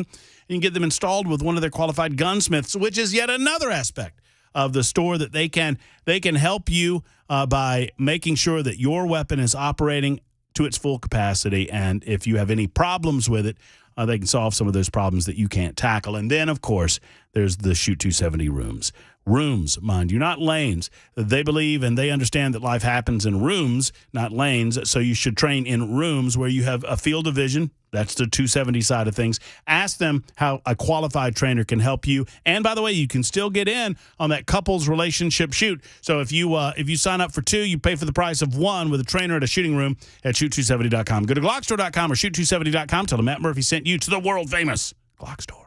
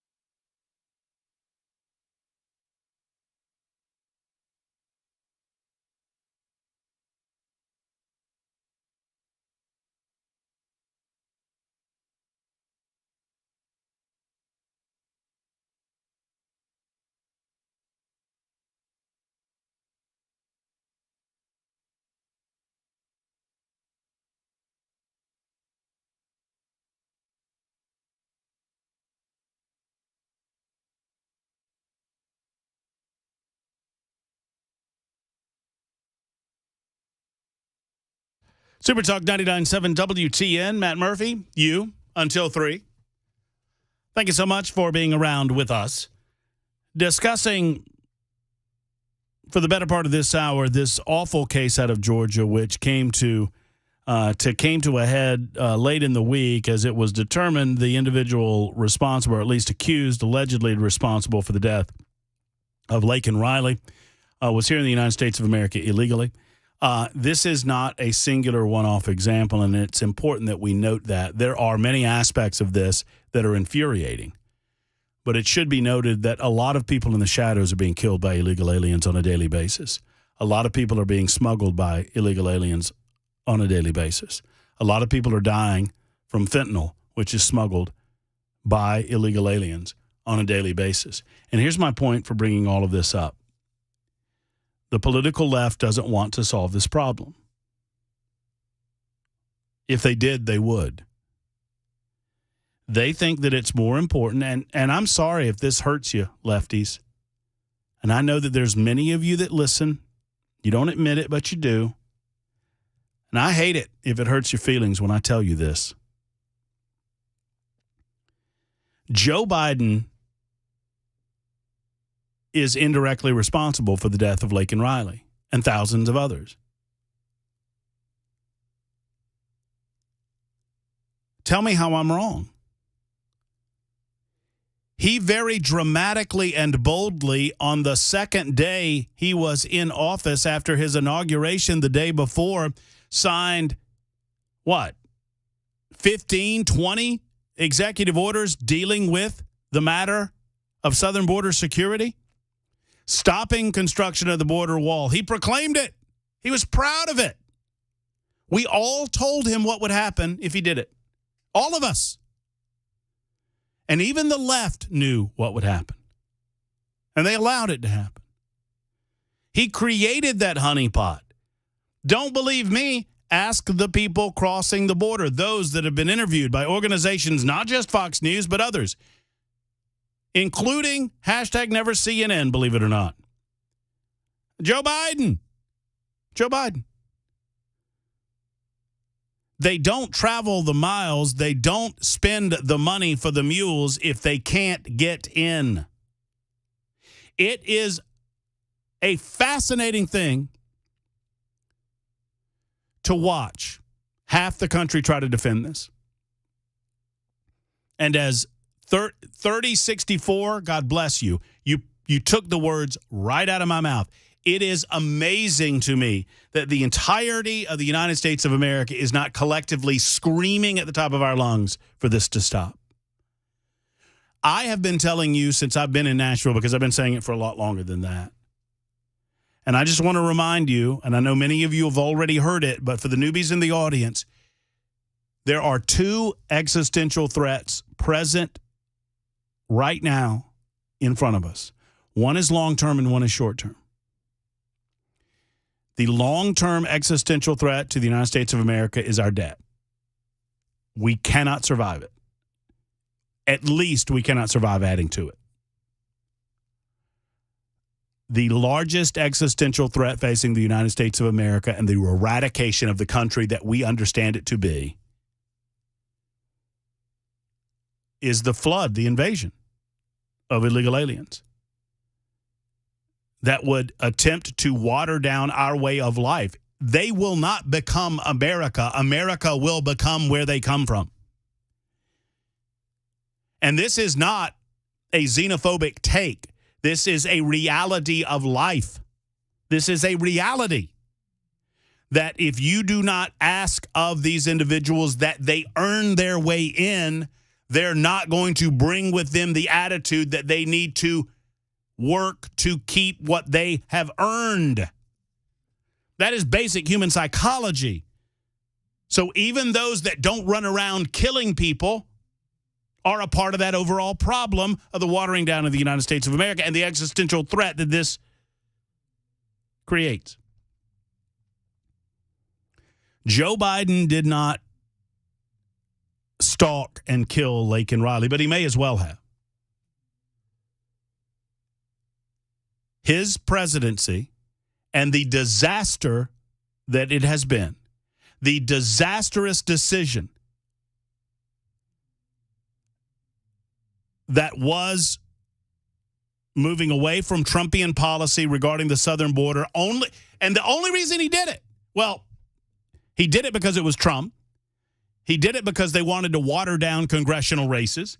They did it because they eventually believed that 7.5 out of every 10, that's their metric, by the way. That's those are their numbers, not mine. They think 7 to 7.5 out of every 10 voters, once they get voting rights, will vote for Democrats. It is a long-term political play for Democrats. Meanwhile, Laken Riley is being put in the ground.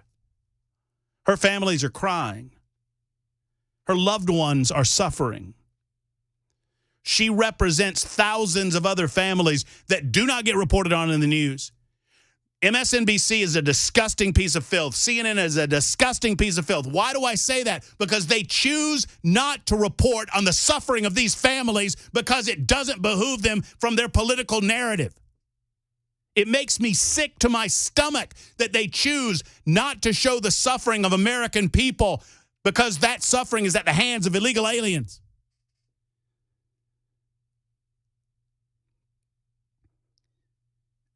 Why are more people not passionate about this?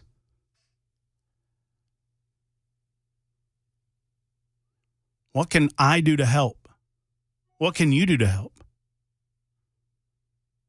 Well, first and foremost, you can tell all these never-Trumpers to go pound sand. That the future of the country necessitates that they go and they vote. And I don't give a crap what they think about Donald Trump. I don't care. You're either with us or against us when it comes to a belief that America is sovereign only because of the protection of our borders. We need to call our lawmakers and demand a temporary end to asylum claims. Period. There is no worldly inherent right. There is nothing that compels the United States of America to keep on this suicide mission. Nothing. So if you're wondering what you can do regarding illegal alien activity, you better stop participating in the trade, okay? Look, and I know business owners that know very well that they're hiring illegal aliens, okay? And I don't call them out because they play the game, and I understand the game that's being played. They would say to me, Murph, I hire these subcontractors. I get all of their paperwork. Their paperwork clears. I'm legally bound to stop right there. They know exactly what their subcontractors are doing. They know exactly where their subcontractors are hiring from. And we have to stop. And we have to face being called xenophobic and anti-brown people and all of those other things. We have to face that. We have to understand how the political left is going to react to the way that we react to companies that decide to hire illegal alien labor. Now, I am not suggesting to you that there's not a need for said labor. What I'm saying is that we better be willing to do the things necessary to stop the southern border flood. And you have to do that first. So, on an individual basis, patronize businesses that you believe are doing things the right way. Check. Demand of our political Republicans, not just Democrats, Republicans, that they publicly declare their support of southern border security to the point that we're going to finish completion of a full wall. And I understand there are portions of the border where they say it's not feasible, whatever. We're going to do everything in our power to eliminate or at very least minimized as best we are able non-border checkpoint crossings. Number 3, we're going to temporarily stop any application for asylum. Why can't, would someone explain to me why we can't do that? Why can't we as a nation say we have such an effed up system right now that we are no longer going to allow any claim of asylum in the United States of America? Because it makes you a meanie if you do that. We're bad people. We have to figure out our own house. We have to spend some time. Look at it this way. I cannot invite Bell and McMorey over to my house anymore, no matter how much they need it, no matter how much they're asking for it. I have to stop the invitation in order to get my house in a place where I'm comfortable with it. We as a nation have to figure out who's here and who we want to remove and who we want to allow to stay. We need to figure out our own house right now. The only way to do that is to stop the people from coming in. We don't know who. We're having this big house party. It's like weird science. We're having this big house party, and we don't know who the hell's at our house party, and the people are still coming in, and there's nuclear weapons in the kitchen, and grandma and grandpa are catatonic in the closet, and we got no clue. Somebody's driving a motorcycle in the foyer.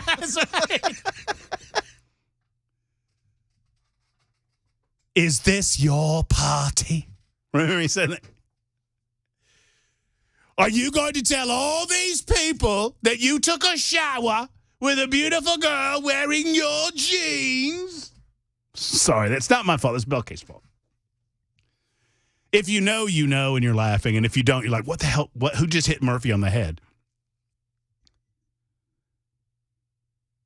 We're having a big house party, folks, and people are just flooding in the front door. We got no clue who they are.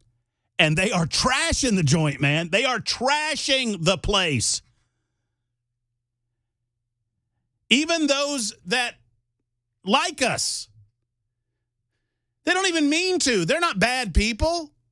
Just because they're there trashing my house and having a good time doesn't mean that they're bad people. Some of them are bad people. Some of them are not bad people. What are we going to do about this? The first thing is to STFD, shut the front door. And then we'll deal with all these people in our house. And figure out how the bathtub got full of Jell-O. Not that that's a bad thing. Why are we wearing bras on our head? That's such a great thing. The chicks can't handle the smoke. That's what it is. Oh, my God. I got to go home and watch that now. He ain't got no license, Lisa. Back in a moment on Super Talk.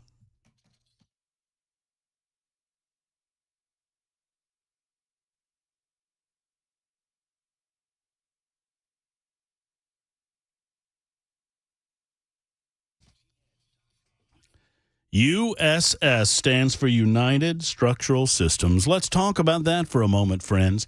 United Structural Systems. They are united in their effort to protect and defend the structural integrity of your home. That's USS, United Structural Systems. United in their efforts on foundation repair, waterproofing, and concrete leveling. They've been in business since 1994. They've been doing it the right way since then. That's how you collect over 25,000 satisfied customers. Friends, you don't get that many people giving you the thumbs up if you're not doing it the right way. They're doing it the right way. Now, if you're a new homeowner, never you fear, just check it out. Look, every so often, you need to check out the basement, the crawl space. You probably don't go in those places very often. If you're smelling a weird smell or if you're noticing cracking where you don't think there should be cracking, you need to pick up the phone and make the call to USS, United Structural Systems, and allow them to protect that most important investment, your home and your property. That's what they do.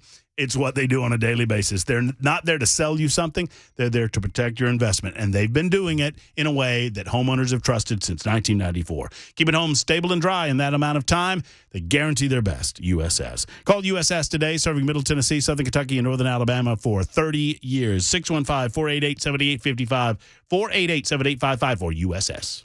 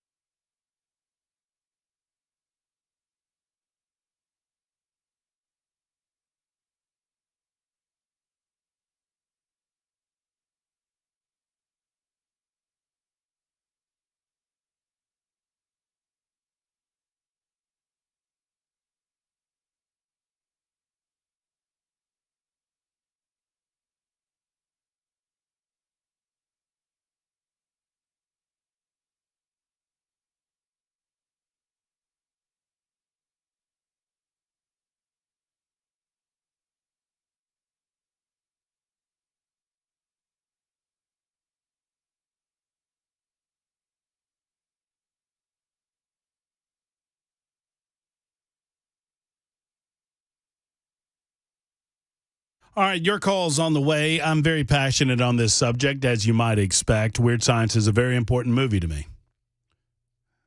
Oh, yes, the illegal alien thing, too. No, I'm very passionate. 2308, I'm passionate about being consistent, too. And 2308 says, if you know of someone hiring illegals and don't call them out, you're just as guilty as they are. Stop being a hypocrite. No. I know that they are utilizing a loophole in the game to have plausible deniability on this, and I don't call that out, but I do call out the system that gives them the ability to have plausible deniability. I don't know if they're hiring illegal aliens or not by proxy. They're hiring subcontractors. So I'm not being a hypocrite, but I am calling out the system. More in a moment on Super Talk 99.7 WTN. Thank you for being here.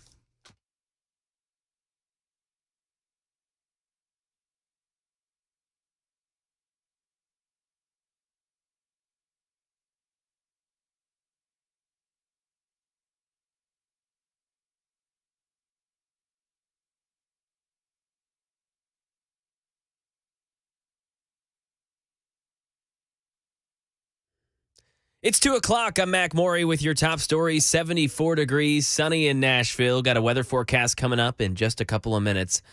Just as a potential ceasefire deal is being discussed in the Israel-Hamas war, Israel launching strikes deep inside Lebanon. Here's Tom Sufi Burridge in Tel Aviv. The risk of escalation on that northern border, Israel's northern border, is very, very real. There are two schools of thought. One says that a war between Israel and Hezbollah in the near future is almost inevitable because Israel has to repopulate the areas of its northern border. It's committed to that. It is ramping up the rhetoric against Hezbollah, but Hezbollah has to back down. The other school of thought says that it's in neither side's interest, and Hezbollah has a massive stock of missiles, and a war between Hezbollah and Israel would be incredibly dangerous for this region.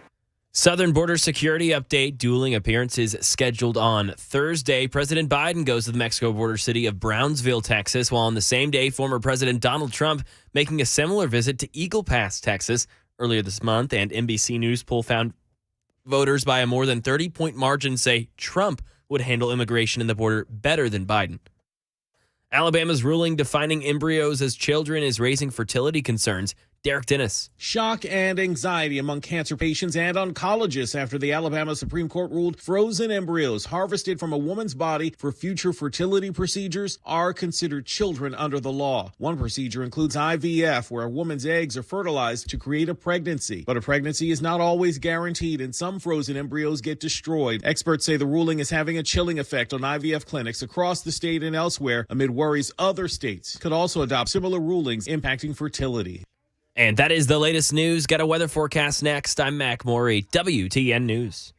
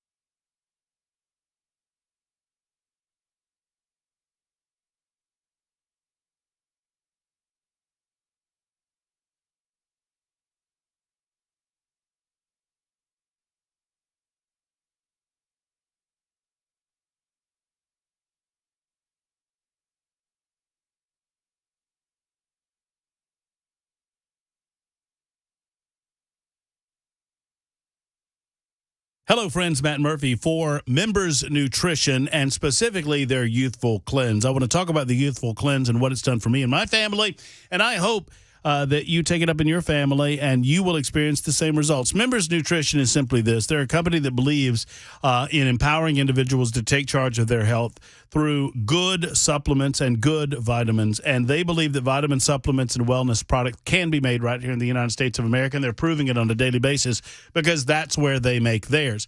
No overseas hands touched the product that's made by Members Nutrition. Made right here in the good old USA, and that's important because we know where it comes from. It's also important that it's effective and it works. And I believe if you purchase their Daily Defense Youthful Cleanse at membersnutrition.com, you'll see the same type of results that I have seen. You will experience an incredible cleanse. You got to change that body's oil. You've got to get the old out and in with the new. And with the Daily Defense Youthful Cleanse, it is the ultimate colon cleanse. This is important, folks, because we carry a lot of toxins in our body, and we have a lot of junk that gets hung up in our body. And frankly, you need to get that out in a good way, in a natural way, and in a way that doesn't harm you. And they do that with the Youthful Cleanse. It's boosting digestive performance. It's detoxifying and cleansing your body. It's supporting nutrient absorption, which is so important. So do this. Go to membersnutrition.com and see some of the incredible results that we've seen throughout Middle Tennessee and right here in our own family. And I think you'll buy from Youthful Cleanse from membersnutrition.com. That's membersnutrition.com.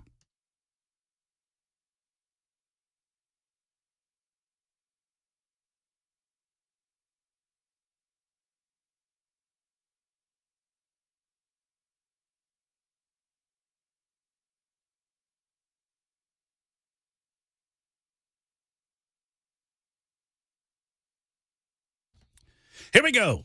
Hour number 3 of the Matt Murphy Show. We will be joined by Attorney General Jonathan Skrmetti in about 30 minutes at 2:35 this afternoon. We will ask Jonathan, consistent with the conversation we've just had over the better part of an hour, what, if anything, our law enforcement can do better regarding illegal alien activity in the state of Tennessee.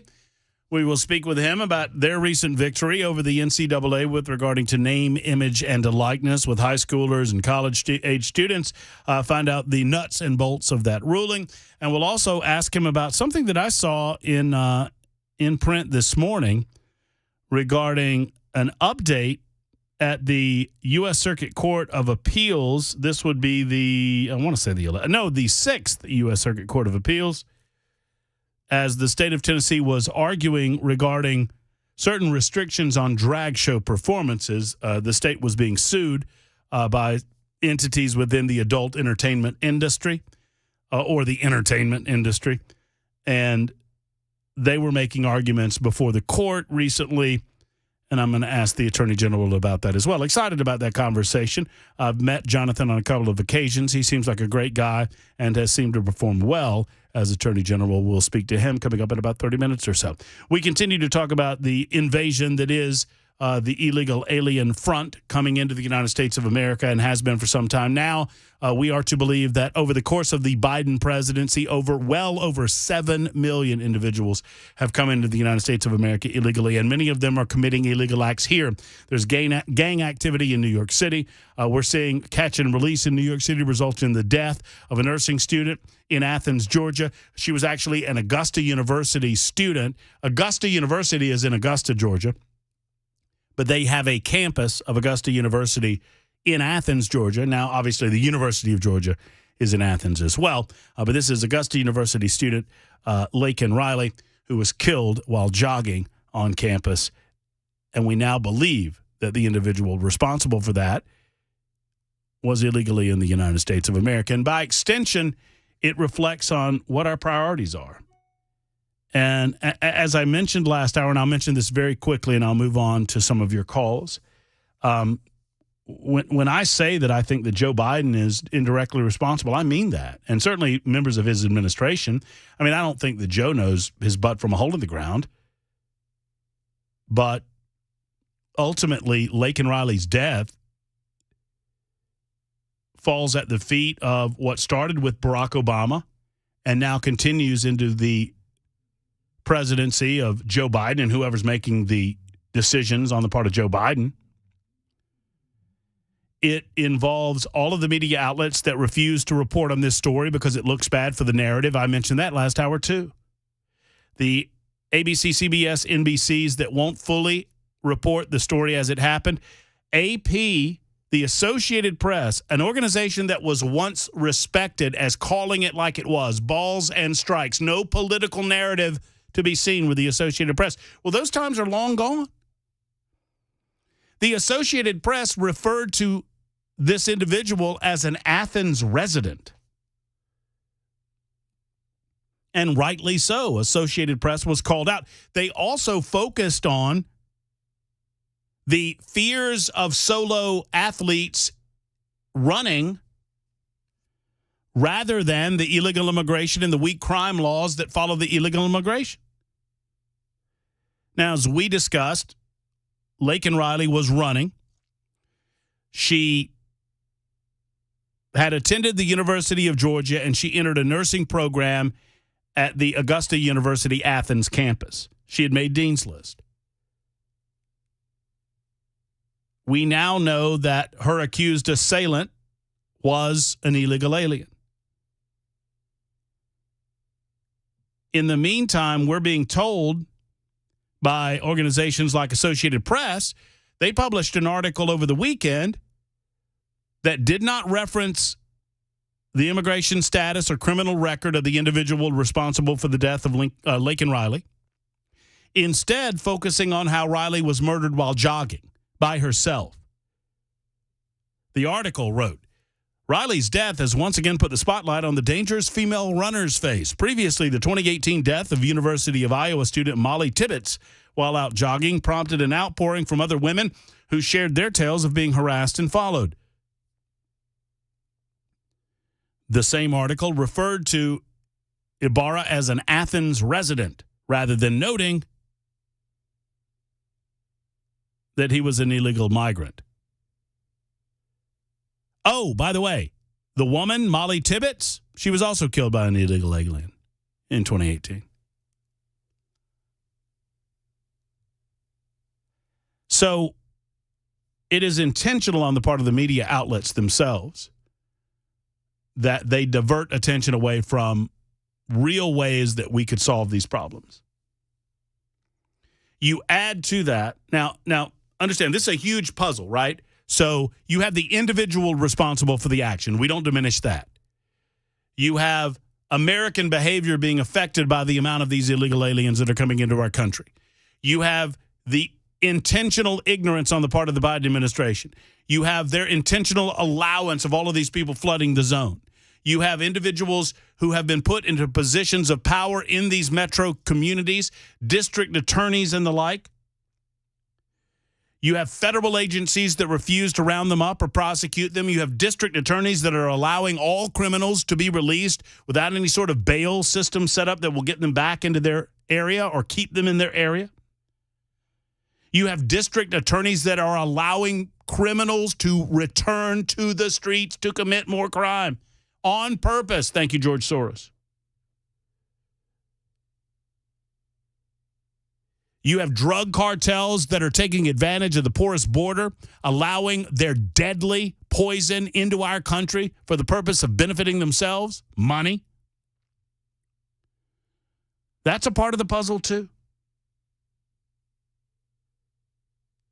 You have half of America, sadly, that are willing to ignore the death of Laken Riley for whatever reason because they want their side to win for whatever reason. Because Orange Man bad? That's a part of the puzzle, too. All of these pieces, from Biden to local authorities to the state of New York not putting this person behind bars and keeping them there, from our porous southern border, inability of the Border Patrol agencies to do what is necessary to keep these people out. The Biden administration is a huge part of it. These local DAs are a huge part of it. The American public perhaps not rising up or not being aware of it. The media conglomerates that are part of it. All of it paints a puzzle picture. All of it paints a puzzle. All of these jigsaw pieces come together. And right now I would tell you when that picture is finalized, it's a photograph of a dead Laken Riley. Can you picture it? When you put the inactivity of the federal agencies and the inactivity of the mainstream media and the inactivity of the Biden administration, you put all of those pieces together and you step back and you see what you see. There's Laken Riley. And she's dead. And it's our fault. It's our fault. Richard is next in Lewisburg. Hey, Richard, how are you? Matt, you're awesome. Thank you, man. I love hearing you guys talk, man. I love it. You guys on the other side of this phone is sitting there doing all that intellectual intercourse, man, and it's just awesome, man. I think it's, you know. Hey, listen, I had a couple of things in mind, but man, you convinced me. I didn't have to go to Walmart, so I just drove home. I'm sitting in my rocking chair now. I'm 68 years old. My grandfather, in the early 1900s, when the Ottoman Empire massacred over 1 million Armenian people, well, my grandpa, he was there and had to dress like a girl to survive. Well, he made it here to the States, and, well, he made it because here I am. But he brought a lot of people, a lot of family over here to the United States from our country. And, back in the day, I've never heard it, but back in the day, you had to sponsor somebody before they crossed this border. You had to sponsor them. Hey, if something's wrong, you're not letting anybody else in this country, mister. My God, man, they're walking. How many people, terrorists, did it take to kill how many thousand people in New York on September 11th? 11? Is that the right? Correct me if I'm wrong. 11? You're not wrong. And now what? We just let 7 million. We don't know who's in here, and they're gone. They're melting. He's 19. Into the So look, Richard, I appreciate the passion that you share. We've got to collectively get our passions together, and we've got to turn this ship around. And the only way I know to do it is to demand more of our elected officials, to demand that they agree that we need a stop on amnesty, that we need a stop on asylum seekers in the United States. We need to do a complete. If you're anybody that tells you that we cannot facilitate a complete border shutdown based on the national emergency that is the flood, the invasion of illegal immigration in the United States of America, they're not telling you the truth. We need a total and complete border shutdown for now. We were there, brother. And I'm sorry how much time you give me. I'm sorry if you got to cut me off, do it. But I'm tired of hearing the Republicans talking about what the Democrats and the Democrats. They don't know what they're saying. My God, man. What happened? And here's what I want. A program on TV, 30 minutes, 60 minutes, put a Republican in one chair, put a Democrat in the other chair. All right, you ask each other a question, and let's see who's lying on TV in front of, oh, my God, I hope at least 100 people watch it. Hey, answer this question, but you only got 2 minutes, and we're going to buzz you and turn your mic off. No, that's wrong. Let the American people learn what these people are thinking, and they'll know which way to learn. Everybody, on the front. And thank you, Richard, for the call, and I do appreciate you, and I appreciate you sitting back and enjoying the show, and thank you, and you take care. Everyone says that they want open debate when it comes to debates, but when they get it, they hate it. Everyone, and I don't mean to side note this or squirrel this, but it's what happens, right? Everyone claims that they want, let them at it, let them have at it. But when moderators let them have at it, where were the moderators? That was a free-for-all. You couldn't understand what anybody was saying because everybody was talking over everybody else. Because that's what happens. Because people aren't trying to communicate with each other. The problem with debates and public discourse in modern America is that nobody's talking to the person they're debating. They're talking to the audience, or they're talking to the broader audience at home. Instead of really trying to understand what the person across from them are saying or would be saying, trying to dissect their argument, trying to understand their argument better, and trying to help them understand their argument and see where they agree and where they don't.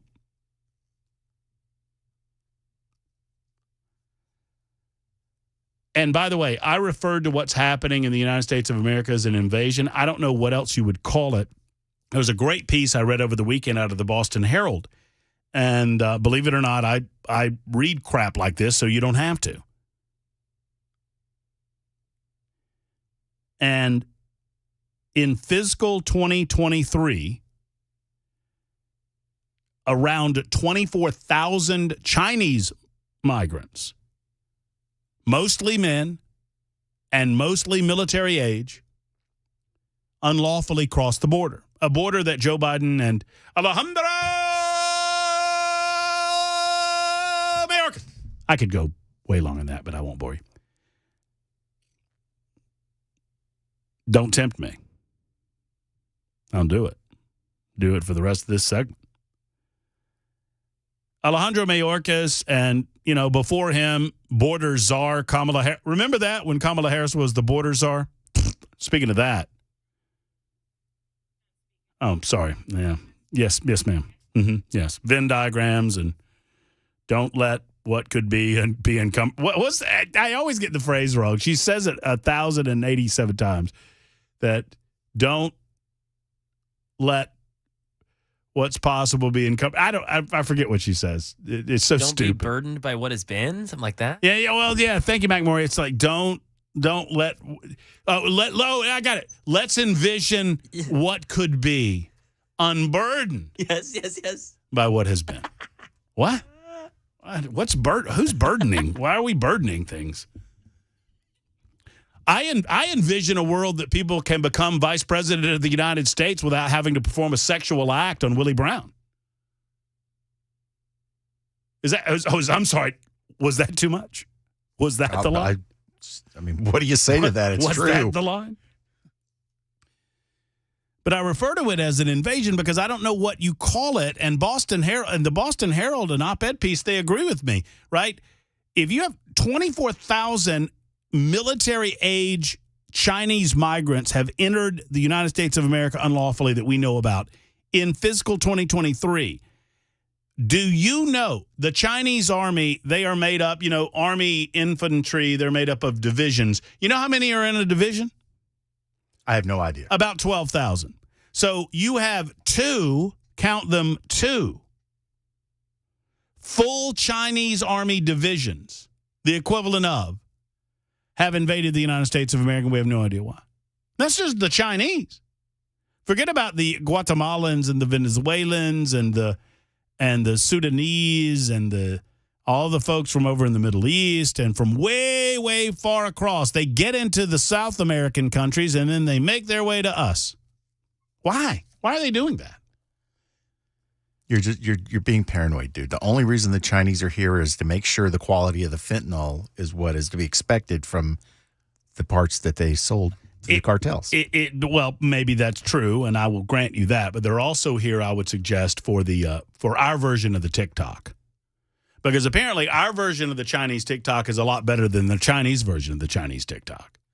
Right, the Chinese version of the Chinese TikTok is all educational. It supports nationalism. It supports their country. They don't let supports the party. Yeah, they don't allow the stupid videos of people falling over to get on their TikTok. That's just on our TikTok. It is 2:22 on Super Talk 99.7. David, you'll be next up. Don't forget AG Jonathan Skermetti coming up at 2:35 on Super Talk 99.7 WTN.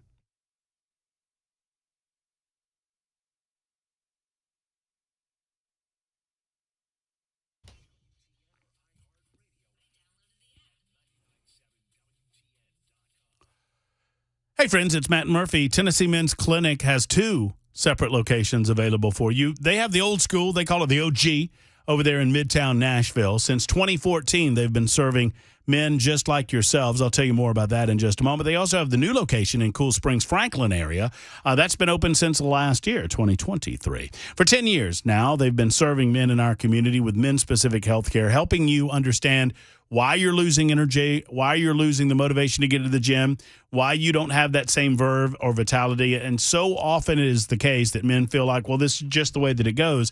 And they wait until it begins affecting them in the bedroom. And then they wait a lot longer, way too long, because there's an element of shame, I guess you would say, that they don't want to talk to people about this. What if I told you that with a quick visit or 2 or 3 to the Tennessee Men's Clinic, we could solve all of these issues, take care of these issues, put them behind us, and get back to life again? I mean, I think you would be interested in that, right? Well, let's set whatever concerns we have aside and recognize a couple of things. One, half the men in the listening audience are going to experience something like this at some point in their lives. Number two, they can quickly solve your issue and get you back to a full life again. Thank you, Tennessee Men's Clinic. Find out more at TennesseeMen'sClinic.com. That's TennesseeMen'sClinic.com. Or give them a call and schedule an appointment at either location. That's 615-208-9090. 615-208-9090 for the Tennessee Men's Clinic. Tell them Murphy sent you.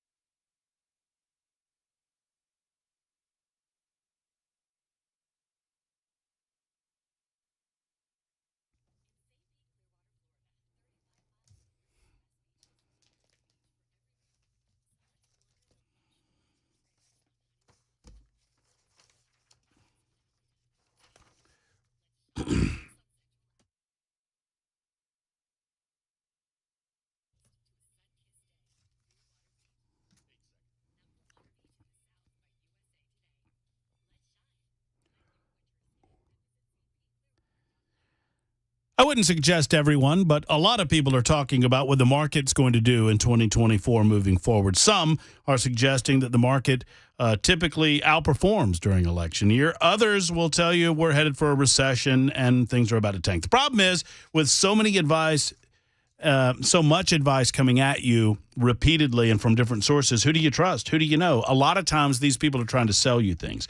With Paul Winkler and his team approach, his education-based approach, you know a couple of things. One, Paul never works on commission, so Paul is not trying to sell you any particular program or any particular thing, nor anyone in his 10 offices, they're trying to do that.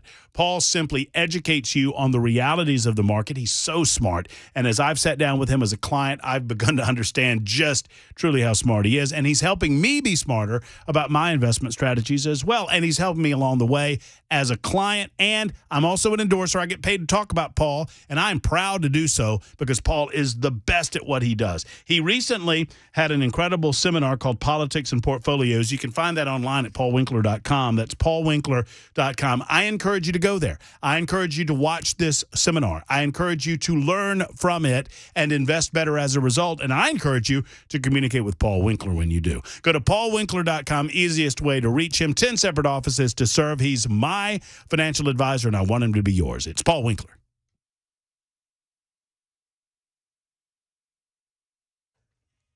President Biden and his son, Hunter Biden. We keep an eye on that FBI informant case. We have a worried judge, plus 2 high school seniors here in Tennessee bringing firearms on campus. 2:30 Super Talk 99.7 WTN. Thank you much, Mr. Morey. That's coming up in mere seconds. Mere seconds, I tell you. I will get to David real quick because we're going to get to the Attorney General after Mac Morey's newscast. David, welcome in from Smyrna. How are you, sir? I'm good. How are you, sir? I'm great. What's on your mind? Well, you actually you hit the topic that I was going to bring up. You know, that we have the PLA and the MSS, the Chinese version of the KGB. I mean, they already have what you would call police stations in this country to monitor their own citizens, and I'm sure run espionage operations.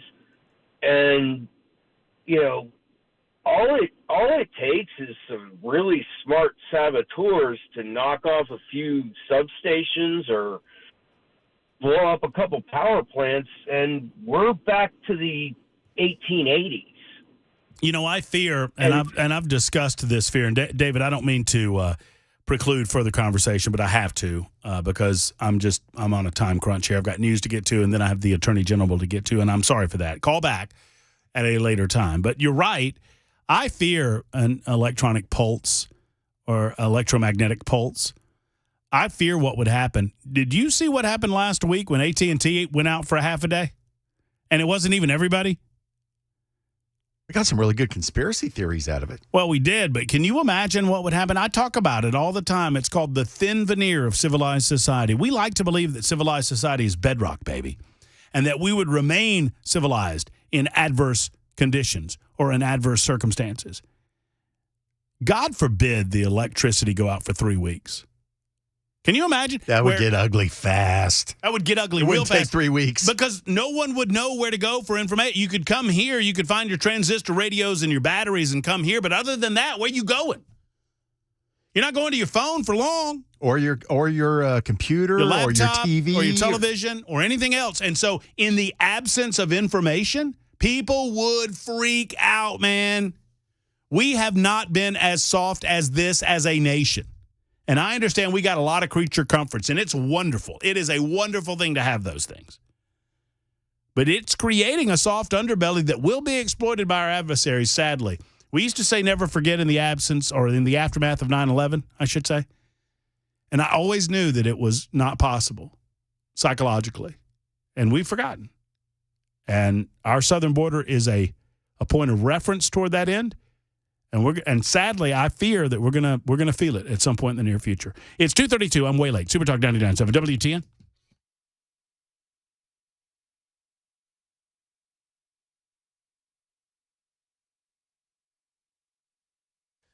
$2:32. I'm Mac Morey with your top stories. Absolutely gorgeous today. 74 degrees, sunny on Music Row. Weather forecast on the way. 2 minutes. A federal court hearing was held today to determine whether a former FBI informant should be released pending trial. Alexander Smirnov is charged with making up a bribery scheme involving President Biden and his son Hunter. Alex Stone is at the court in L.A. The one thing that really seemed to worry Judge Otis Wright was that Alexander Smirnov admits to having extensive intelligence contacts around the world, including with Russia. He also, prosecutors say, has a huge amount of money in the bank, millions of dollars, which the judge questioned where it's coming from. Despite defense attorney promises that he would not flee to some other country, the judge said he was not comfortable letting him out and that he's to stay in jail. Right now in Tennessee, 2 Pearl Cone High School seniors were arrested today for bringing guns onto campus. Both 18-year-old Ladarius Britt and 18-year-old McKendall Green were found with 9mm handguns. Britt's gun came back stolen. Green would not say where he obtained his firearm. Both were charged with bringing a gun onto school property. A growing concern over the increasing numbers of reported measles cases in South Florida. At least 6 children at one elementary school have been affected. Ariel Reshef has details. Florida health officials say so far there have been at least 7 confirmed cases of measles in Broward County. 6 of them appear to be connected to that elementary school. It's usually recommended for unvaccinated kids to stay home for 21 days after an outbreak. But in Florida, the Surgeon General has said parents should make that call about whether their kids should go back to school, citing high immunity rates in the community. But the Surgeon General also noting that up to 90% of children without immunity will contract measles if they're exposed. And that is the latest news. Got a weather forecast next. I'm Mac Morey, WTN News.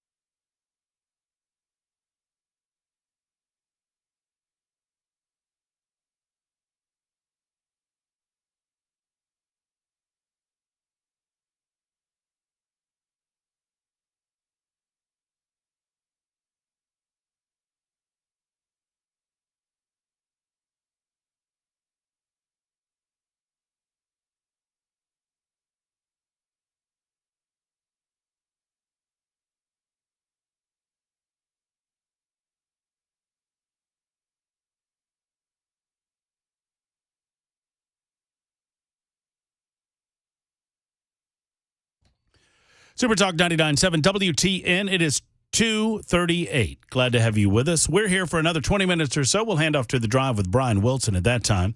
get a chance to speak with Brian coming up in just a few moments. And it is an honor and a privilege to have an opportunity to speak with our next guest on air. I've had a great opportunity to meet him on a couple of occasions, and now it's a wonderful chance to catch up with him.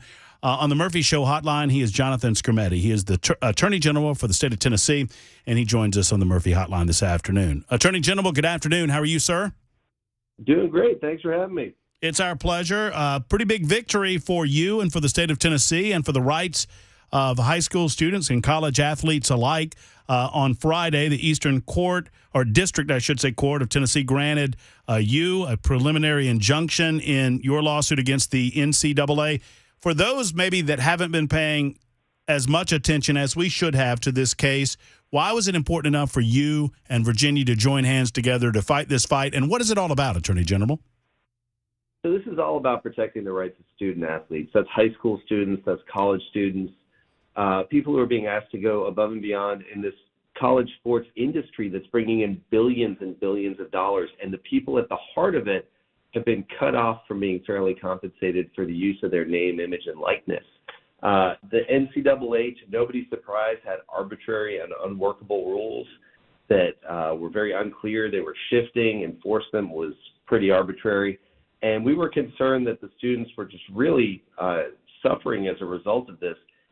The way the rules were set up, they could not negotiate their NIL rights until they had committed to a school. And so they really couldn't negotiate at all, right? Once you're locked in, it's not much of a negotiation at that point. Yeah, and it's a little confusing for folks to understand it, that they're not necessarily negotiating that NIL with the school itself. It's oftentimes what are referred to as collectives that these schools have some loose connection with, but it's not the school themselves. Do I have that right? That's right. The collectives sort of move alongside the schools, but there's no coordination. It's almost like the pack of college athletics. Mm-hmm. So where do you think it goes from here? What does the temporary injunction do to benefit student athletes in Tennessee right now? So the temporary injunction means that a student athlete looking at colleges is able to hear from the collectives associated with those colleges what their deal will look like. So they don't have to go in blind. And it doesn't necessarily mean they're going to chase the most money, but we've heard over and over that how much NIL opportunity is there is a really big part of the choice that they're making when they decide to pick a college. And this will let them make an informed choice. It's letting a market work. And this is America. We believe in markets. This has been an artificially suppressed market, and because of this ruling, it is no longer artificially suppressed. It's a free market now. Our guest is Attorney General Jonathan Skrmetti, talking about his recent victory in court, preliminary victory in court, injunction against the NCAA in infringing upon the rights, in my opinion, of high school and college athletes. So it feels, and I don't want to oversimplify it, Jonathan, but it feels like we're kind of halfway to a result. And I'm not talking about the specifics of your court case. I'm talking about this change in college football. Once the courts ruled that a student athlete has every right in the world to earn money on their name, image, likeness, I don't know that any of us anticipated these collectives popping up, and now the schools themselves are interfering with the ability, or rather the some laws are interfering with the ability of the students to talk to those collectives. So it feels like we're halfway to a conclusion overall on this thing. Where do you think all of this is going, or have you really thought about the ultimate outcome? And maybe more specifically, what do you hope the ultimate outcome of your case will be? I mean, the ultimate outcome we're going after here is rules that are fair and rules that are clear. You know, we want student athletes to be able to know what kind of deal they're getting. We want them to understand it. You know, right now we're just in the worst of all possible worlds with these opaque rules that are arbitrarily enforced. You know, this is not the end. This is definitely the beginning of whatever comes next. But you can't start the new thing until you kill the old thing. And right. We have a system as of or prior to last week, we had a system that was just busted. It was not working for the students. You know, at best, it was the Homeowners Association of College Sports just micromanaging every little thing, making it miserable for people to participate in this, making sure that the folks responsible for all that money-generating activity weren't getting the benefit of it. So, you know, the future is wide open. I don't know if the NCAA is the future. I don't know if it's the conferences. I don't know if Congress is going to step in. You know, Senator Blackburn, Congressman Kustoff have been looking at this issue for a while. So there is a lane there potentially for legislation to fix it. But whatever happens next, it's going to be better than what we're leaving behind. No question about it. And were you surprised at all? I mean, you and Virginia, the state of Virginia, the state of Tennessee and the state of Virginia joined forces. Were you surprised that more attorneys general around the United States did not look at what you were trying to accomplish and join with you? I kind of was. You know, there were, I think, 11 or 12 of us in the transfer portal case. And we were very happy to be involved in that too. That dealt with other arbitrary conduct by the NCAA. This is a big change. Change is scary. And every AG has athletic departments in their state. And I think the ADs, by and large, were pretty concerned about anything that was going to rock the boat too hard. But the boat was sinking, so something had to happen. And I'm really grateful for Jason Miyares in Virginia. He's been all over this issue for years, and he saw this as a great opportunity to push forward. Jonathan Skrmetti is with us, the Attorney General of the state of Tennessee. Shifting gears here while I have you for a few more moments, Jonathan. I know that the state of Tennessee is in court arguing before the 6th U.S. Circuit Court of Appeals, attempting to reverse a lower court ruling regarding the 2023 Adult Entertainment Act. And there was some interesting argument being made there. Where are we in the process of attempting to certify that this is obviously a constitutional act as passed by the General Assembly and signed by the governor? Where are we in the case? Yeah, so we had the oral argument in front of the court about a month ago. I was surprised to see that this was front page news today. We argued the case. We're waiting for the court to rule on it. Depending on how they rule, that might not be the end of it. But the bottom line is this is not a ban on dressing in drag. This is a ban on sexually explicit performances in front of kids. And we will keep defending this. And, we'll see where it goes, but this is not a fight we're going to walk away from. Well, and I want to try to correct some misinterpretation or some potential error in reporting on this with you in real time, AG, because there was a suggestion in some of the reporting that's come out recently that you're trying to get into people's homes to tell them how they can dress inside of their homes. It is my understanding that it is currently illegal to sexually abuse a child anywhere in the state of Tennessee. Is that not correct? Yeah. Oh, yeah. You can't do that in the privacy of your own home. Right. So it's illegal to sexually abuse a child in the privacy of one's own home. So the suggestion is, by extension, that what is happening in some of these private establishments would equate to sexual abuse of a child. Tell me if I'm misinterpreting what I'm hearing here. It would rise to the level of sexual abuse of a child. And what you're trying to do is to make clear in the law, or at least what the General Assembly is doing and you're defending, is that we want to make clear in the law that we consider these performances of a sexual or lewd nature to rise to the level of the abuse of a child. I think I'm saying that pretty accurately, am I? I think that's pretty close. I mean, there's law that says that you can constitutionally prohibit obscenity, and there's law that says you can constitutionally prohibit explicit performances for kids. This law that we have that we're defending is very similar to laws that were already on the books that nobody ever questioned, very similar to laws in other states that were ruled constitutional by the courts. There's always specific things to litigate. There are always complications involved. But the main point of this law is that sexually explicit performances should be prohibited for kids, and that's something the Constitution absolutely allows. And that would be anywhere in the state of Tennessee. Yeah, right. Absolutely.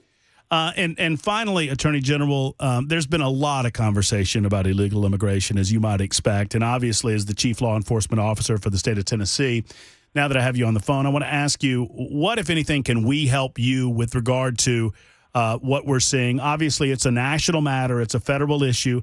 There's a lot of conversation about Tennessee trying to assert our rights in the manner in which Texas has done and some other states. What tools do you have in your toolbox to combat this? What is your office doing to try to help some of these district attorneys that, frankly, some of them seem loath to tackle this issue in their communities? And what more can the people of Tennessee do to help you? So a couple things. First of all, we are part of the national effort. I think you'll see something along those lines very soon. But we've been working with other states, signing on to briefs, brainstorming with different state AGs, trying to figure out the best way forward, because we've had a few significant losses in the Supreme Court on this issue. It's trickier than you might hope. The second thing is we are suing the Department of Homeland Security. We're suing them right now in a FOIA case. We've also been looking at different regulations they have. We're going to take shots at that.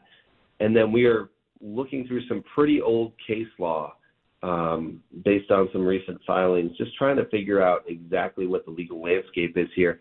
I hear constantly from people who are really concerned about this issue. You see that horrible murder just over in Georgia recently, which is, if anything, further amped up concern about this. But the volume of immigration is such that even the deepest blue sanctuary cities are now saying, we cannot handle this. It has to stop. So, talk to your legislators, although I suspect most of them are already pretty fired up about this issue. And, just know that we are looking at this. We are looking at every option. We're talking with other states about every option. We are going to maintain as aggressive a strategy as we can to fix this problem. Thanks for your time, AG, and we'll have you on again very soon. I appreciate everything you do for the state of Tennessee and appreciate you talking to our community. Thank you. Thank you so much. Have a great day. All right, you too. There's Attorney General Jonathan Skrmetti joining us for a few good minutes. We'll be back with, we'll reflect on that and talk to Brian Wilson right after this on Super Talk.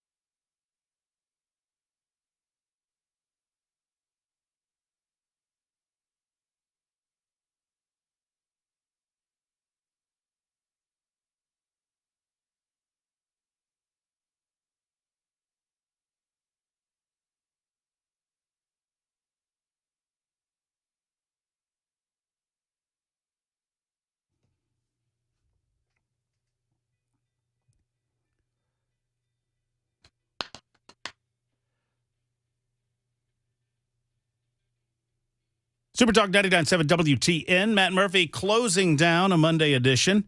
But never you fear, as my closed sign turns in the window, Brian Wilson's open sign turns in the window, and we just carry on with business on Super Talk 99.7 WTN. Hello, Mr. Wilson. How are you? We just generally carry on. That's what we do. We carry on. On and on and on. I always say that about Mark Levin. Mark Levin will replace me, and he will carry on throughout the evening. And he likes to carry on. Yeah, well, I got a burr in my saddle carrying on about this Lake and Riley case, and I know you talked about it last week, but some of the results of some of the reporting over the weekend just stuck in my craw, man, like nothing else. I mean, they refused to admit that this man was illegally in the United States. They even went so far, the AP did, which was a once respected organization. They called him an Athens resident, Brian. I don't know if you saw that. I did. Just shameful. Yeah, and listen, I'm then all of a sudden, then the next step is now all of a sudden Biden's going to the border. It's like, we're going to the border on Thursday. Just happens to coincide with the trip that Donald Trump was going to make to the border. But I mean, they have got a problem, and they know it. And if you out there and look at all the surveys, it used to be that people would tell you that the number one thing they were concerned about was the economy. It's the economy. It's the economy. No longer. Americans across the board are more concerned about what's happening on the southern border than they are the economy. It's the number one concern of voters out there, and they are the architects of the disaster that we have on our southern border. So they've got to fix it if they have any hopes at all of having a good outcome in November. They don't have a good chance, but they don't have any chance if they don't do something about that, because people are blaming them, and rightfully so. Yeah, I think their two plays reverse the script or attempt to flip the script on the abortion issue. They feel like they have to do that, and then on the immigration issue and then the abortion issue, they'll try to play that to voters that don't really pay attention to the goings on around them. All right, before I ask you what's coming up on the drive, the hardest question that I will ask you all day, Brian Wilson. Okay. Today would have been Johnny Cash's 92nd birthday. Oh, wow. Favorite Johnny Cash tune? Well, I like Big River, and I mean, I like all of Johnny Cash. In fact, when you start playing guitar and growing up in West Texas like I did, and your first chords you learn are an E, an A, and a D, you got to learn some Johnny Cash songs. I mean, because they're all basically EAD. I mean, a lot of them. But I like Big River. But I mean, Folsom Prison. I Walk the Line. I could go on and on. I mean, I'm a huge Man in Black fan, and I still. Every time I listen to those old recordings, I still love them. By the way, if you've not been to the Johnny Cash Museum, it is a great little museum. Need to go. Yeah, absolutely, you need to go. One of the first things I did, real quick, when I came to Nashville was I went to find Johnny Cash's house. So have I told you this story? I went, I knew it was in Hendersonville. I went out there. I got to the guard shack. I sat there for the longest time. Brian going, well, is it underground? Where is it? I couldn't figure it out. And by the time I looked it up on Google, I felt like an idiot. Oh, wait, it's burned to the ground. That's right. Okay. My friends, the Gatlin brothers, wrote a song, said, Johnny Cash's house burned down. He said, and what is it? I forget the whole line, but one of the lines is, I don't feel so good about life, and Johnny Cash's house burned down. Well, God just wasn't having a BG in that. Well, that's right. Disco killed country. That's what the old line was. All right. Well, we will have to all anticipate Brian Wilson's conversational points when he comes up at 3 o'clock. I've got stuff to talk about. All right. Well, Brian's on the way right after McMurray's newscast, and McMurray's newscast is right now. Until next time, folks, have a wonderful afternoon. Hug your loved ones. We're back tomorrow at high noon. Until then, so long.